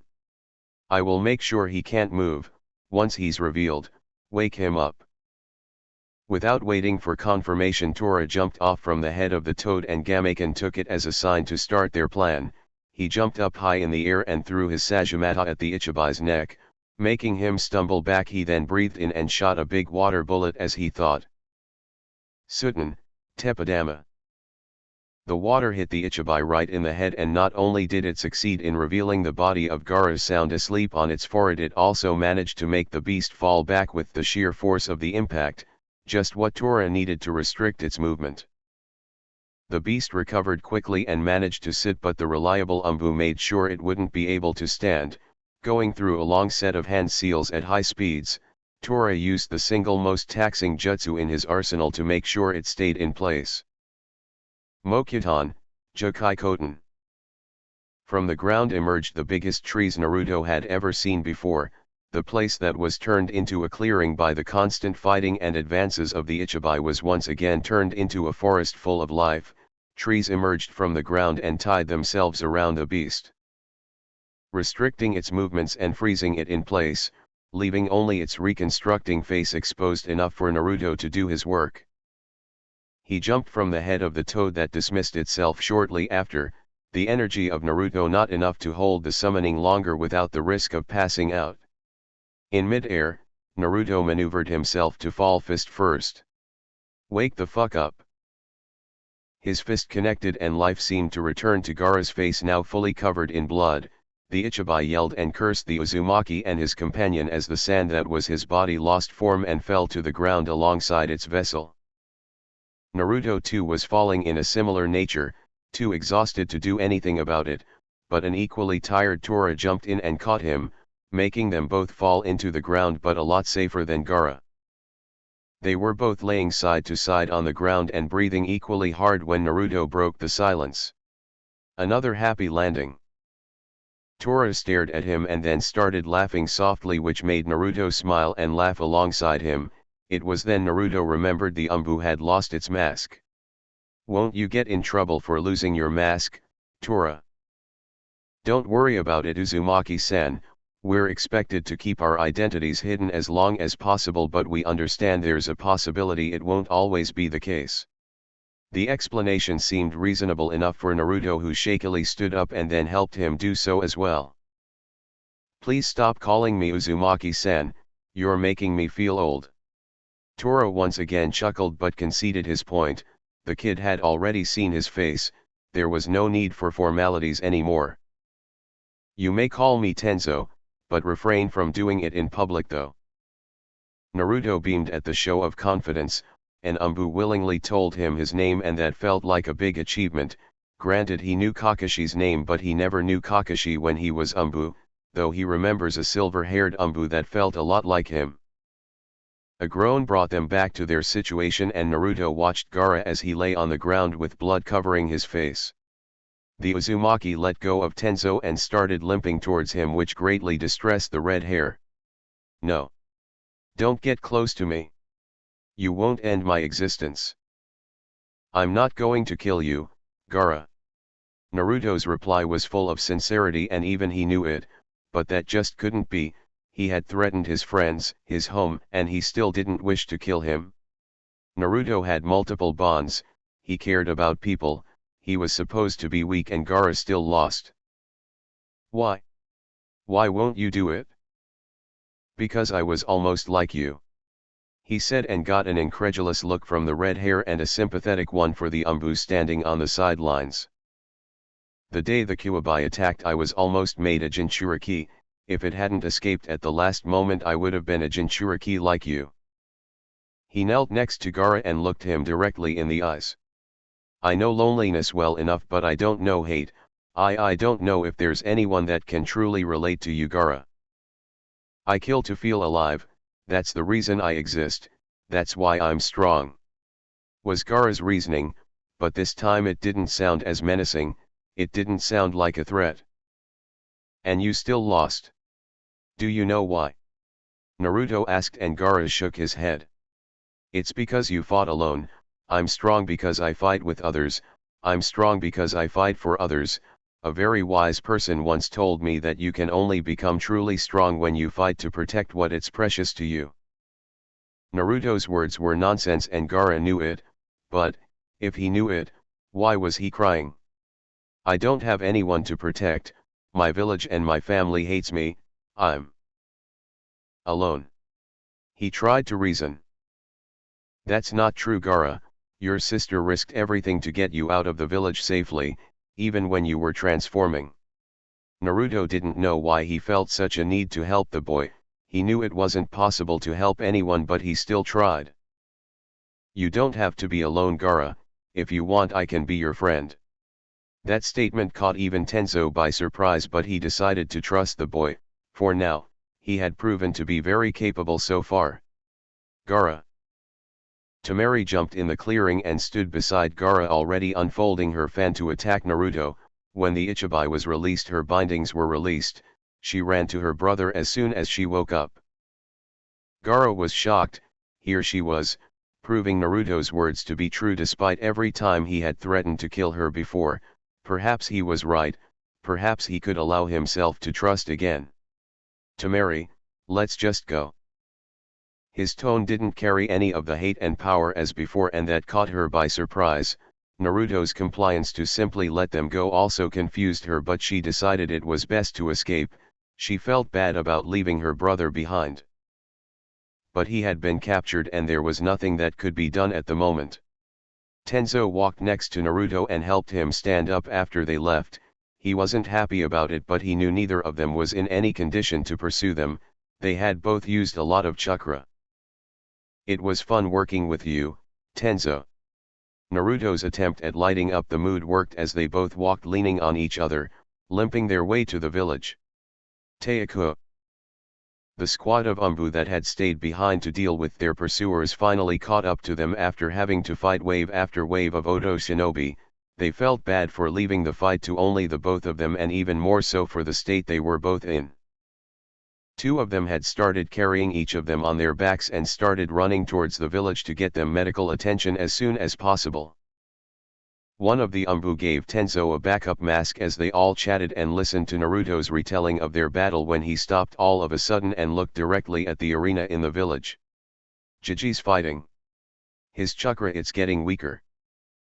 Every Umbu in the village knew exactly who Naruto's Jiji was, so they decided to run first to the aid of their Hokage, a decision that was greatly supported by Naruto.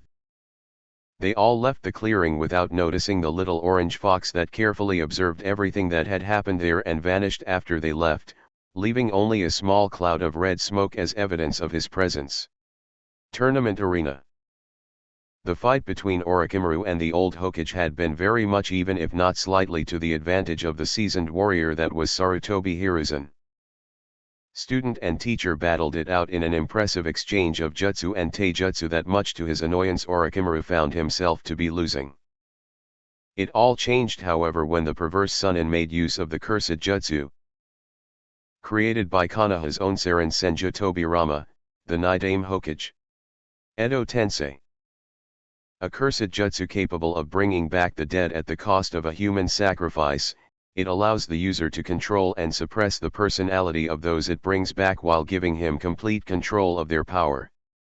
A jutsu that should have never been created.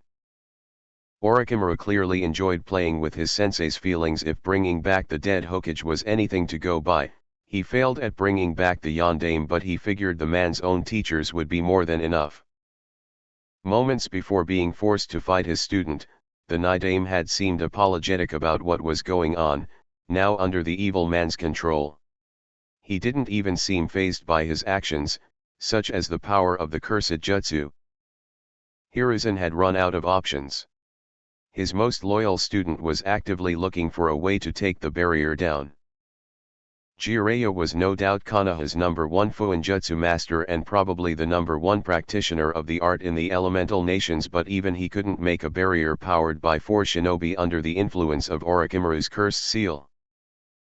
Sarutobi didn't doubt his student could take down the barrier, he just knew he wouldn't be able to make it on time.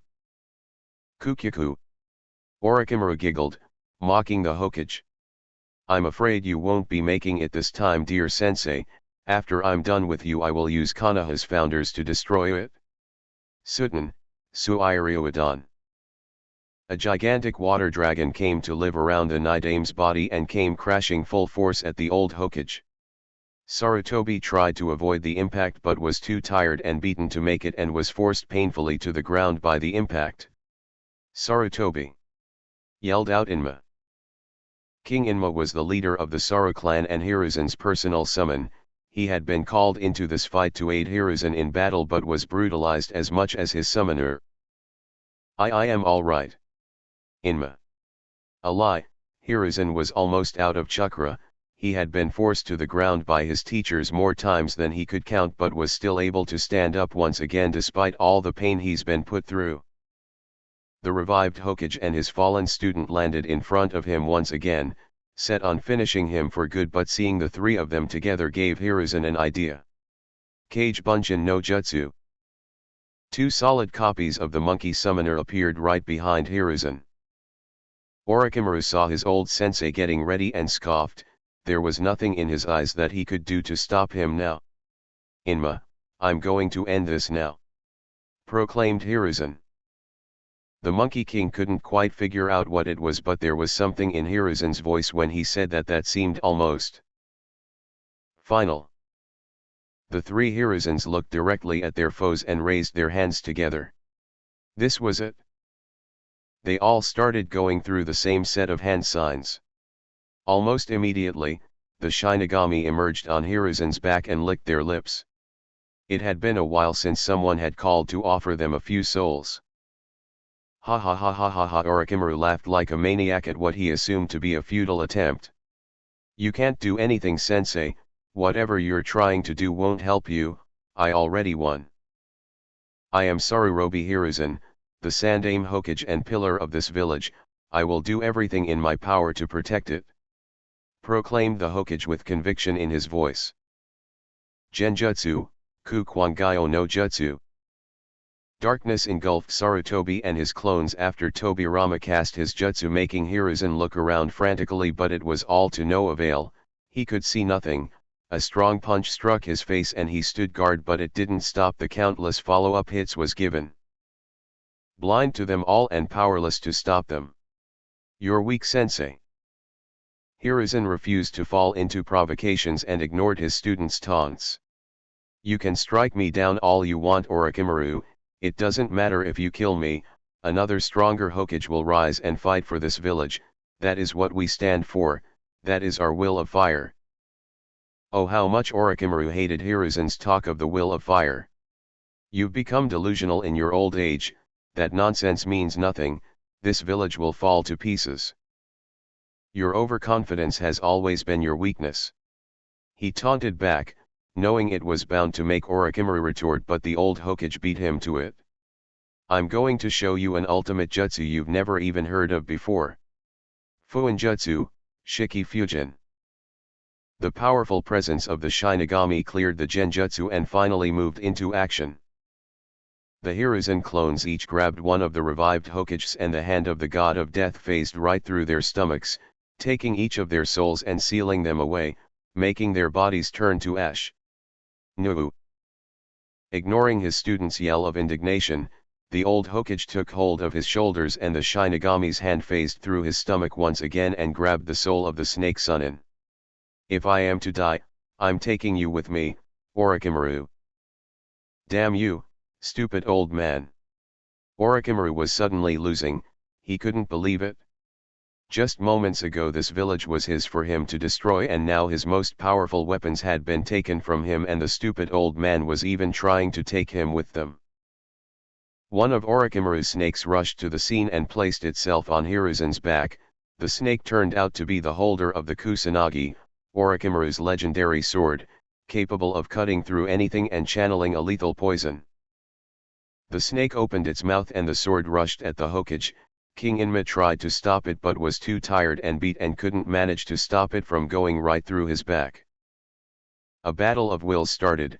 Hiruzen knew he had little time left and the poison now running through his body on top of his blood loss wasn't making his job any easier. There was no way for either of them to win, so he had to make sure his sacrifice was worth it. He might not be able to take his student's life, but he might be able to take something valuable from him. "I won't be able to take you with me." Blood started pouring from Hiruzen's mouth as he started coughing, "But I'm going to take your jutsu." Fuin. The Shinigami's sword cut clean through Orochimaru's soul. Hiruzen wasn't able to take it completely, but he was able to take the part of it that allowed Orochimaru to cast jutsu. Orochimaru released a piercing scream of pure agony as both of his arms fell limp on his side. Suddenly, the barrier fell and Orochimaru knew exactly what that meant. His former teammate had just made it through, he had to leave and he had to leave now. Every single waking moment. Hiruzen looked at his fallen apprentice with a victorious face and a smug smirk despite his condition, and every time that you're alone I want you to remember that not even with my death were you able to defeat me. Orochimaru snarled and hissed like a real snake. He knew what the Hokage was trying to do, he knew the old man was riling him up, he knew that not even with the man dying had he won this battle, he knew the old man was just rubbing the fact that despite how hard he tried, he failed to destroy his will and his village. He hated that he was right. We're leaving. His 4 guards landed right beside him and swiftly took him, they all disappeared in a shunshin. Not long after, the white-haired Sunin landed right beside the barely alive man. Sensei. It's okay Jiraiya, there's nothing you see can do for me. Sensei I'm sorry I didn't make it sooner. The Gamma Senin knew he could have made a difference if he had been faster, he knew he could have beaten Orochimaru if he and his sensei fought together. He had been late to save his student and he had been late to save his sensei. He was always late. Jiji. Naruto arrived together with the squad of Umbu hoping to assist the Hokage with whoever he was fighting. He stopped upon realizing the state of Hiruzen, he didn't even notice Jiraiya, he was solely focused on the man who raised him. What happened? Naruto questioned, his eyes wide and body shaking. This isn't happening. This isn't happening. This isn't happening. Naruto looked at Jiraiya, seeing him hold the bloody figure of one Sarutobi Hiruzen. His mind started racing, focusing, trying to make sense of it all. He stumbled back, his hands holding his head, he was trying so hard to sense his grandfather, trying to sense he was alright, but all he would get was a slowly fading signal. His vision started distorting and a weird pain made itself present in his Sharingan eye. Anges, kill. Man. A voice softly graced his ears, and Naruto refused to understand what it said. I'll Becky your NDC. Free for Y. He shook his head and stopped himself from spiraling, his mind focusing on the now instead of the past. Naruto opened his eye, he didn't even realize he closed it, he wished he had continued closing it as his gaze fell to the man bleeding right in front of him. He also failed to realize he had subconsciously walked toward Hiruzen and Jiraiya. Naruto let out a small hiccup as he fell to his knees, clutching his fist as he stopped himself from bursting out in tears. He refused to look into the old man's eyes until a barely warm hand cupping his cheek forced him to look up. It's all right my boy. Jiji I am going to get Dr. Teruya she. She can, she will. Naruto wanted to do something, he knew he had to do something, he just didn't know what. It's alright Naruto-kun, you don't have to do anything. Hiruzen knew there was no saving him, he had signed a contract and it was time for him to pay up. He just wished it didn't have to be this way. I am so proud of you. He said before going into a fit of coughs, blood spouting from his mouth. I've always been and I always will. He coughed even more blood, but the loving smile gracing his face never faltered, not for a second. This is my last stop, Naruto. The blonde boy was covered in his tears now, everything he had ever done was to make this man proud. Jiji. Choked Naruto. I love you immensely and I am beyond grateful you let me be your grandfather. The boy was now crying desperately, there had to be something they could do to save him, they just couldn't let him die. Someone had to do something. Naruto felt a hand on his shoulder and turned around to see Kakashi had arrived at the scene with Sakura still leaning on him for support. Nii-san, why you have to do something, please do something. He begged. Kakashi was torn looking at his student and little brother in such a state, he wished there was something he could actually do. Just when he was about to speak up, the dying Hokage beat him to it. It's alright Naruto. It's alright. The Hokage smiled at him once again and looked behind him to see the figure of the Shinigami visible only for him to see, motioning it was time. When the tree leaves dance. The Hokage started reciting a poem his senseis had taught him, and he knew the boy would recognize it. One shall find flames. Naruto looked at the dying man and understood what he was trying to do. He picked up his trembling hand and started reciting along with him, as they used to when he was still a little kid. The fire's shadow will illuminate the village. And once again tree leaves shall bud anew. Why, Yuri going to be an amazing Hokage someday, he said as he brushed off a tear from Naruto's face and despite the pain smiled in the way only a loving and proud grandfather could. The Shinigami phased off existence once again, this time taking the soul of the Sandaime Hokage along for the ride. Bye Wako-chan. I'm sorry I won't be joining you yet. The hand cupped in Naruto's cheek fell limp to the side of Hiruzen's now lifeless body.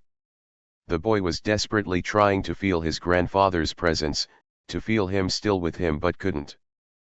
Everyone gathered around was saddened by the heartbreaking scene, even the stoic Umbu felt greatly for the poor boy they had seen grow up from the shadows. Gigi. Please. Please don't leave me. Someone do something. He begged and he kept begging, but it was all for naught. Everyone present knew there was nothing more that could be done. But even then, as Naruto felt how the chakra in Hiruzen faded, he kept clinging on to hope. Hope that some miracle would happen and someone would save him. It didn't happen. Please. He sobbed. Someone do something. Someone do something.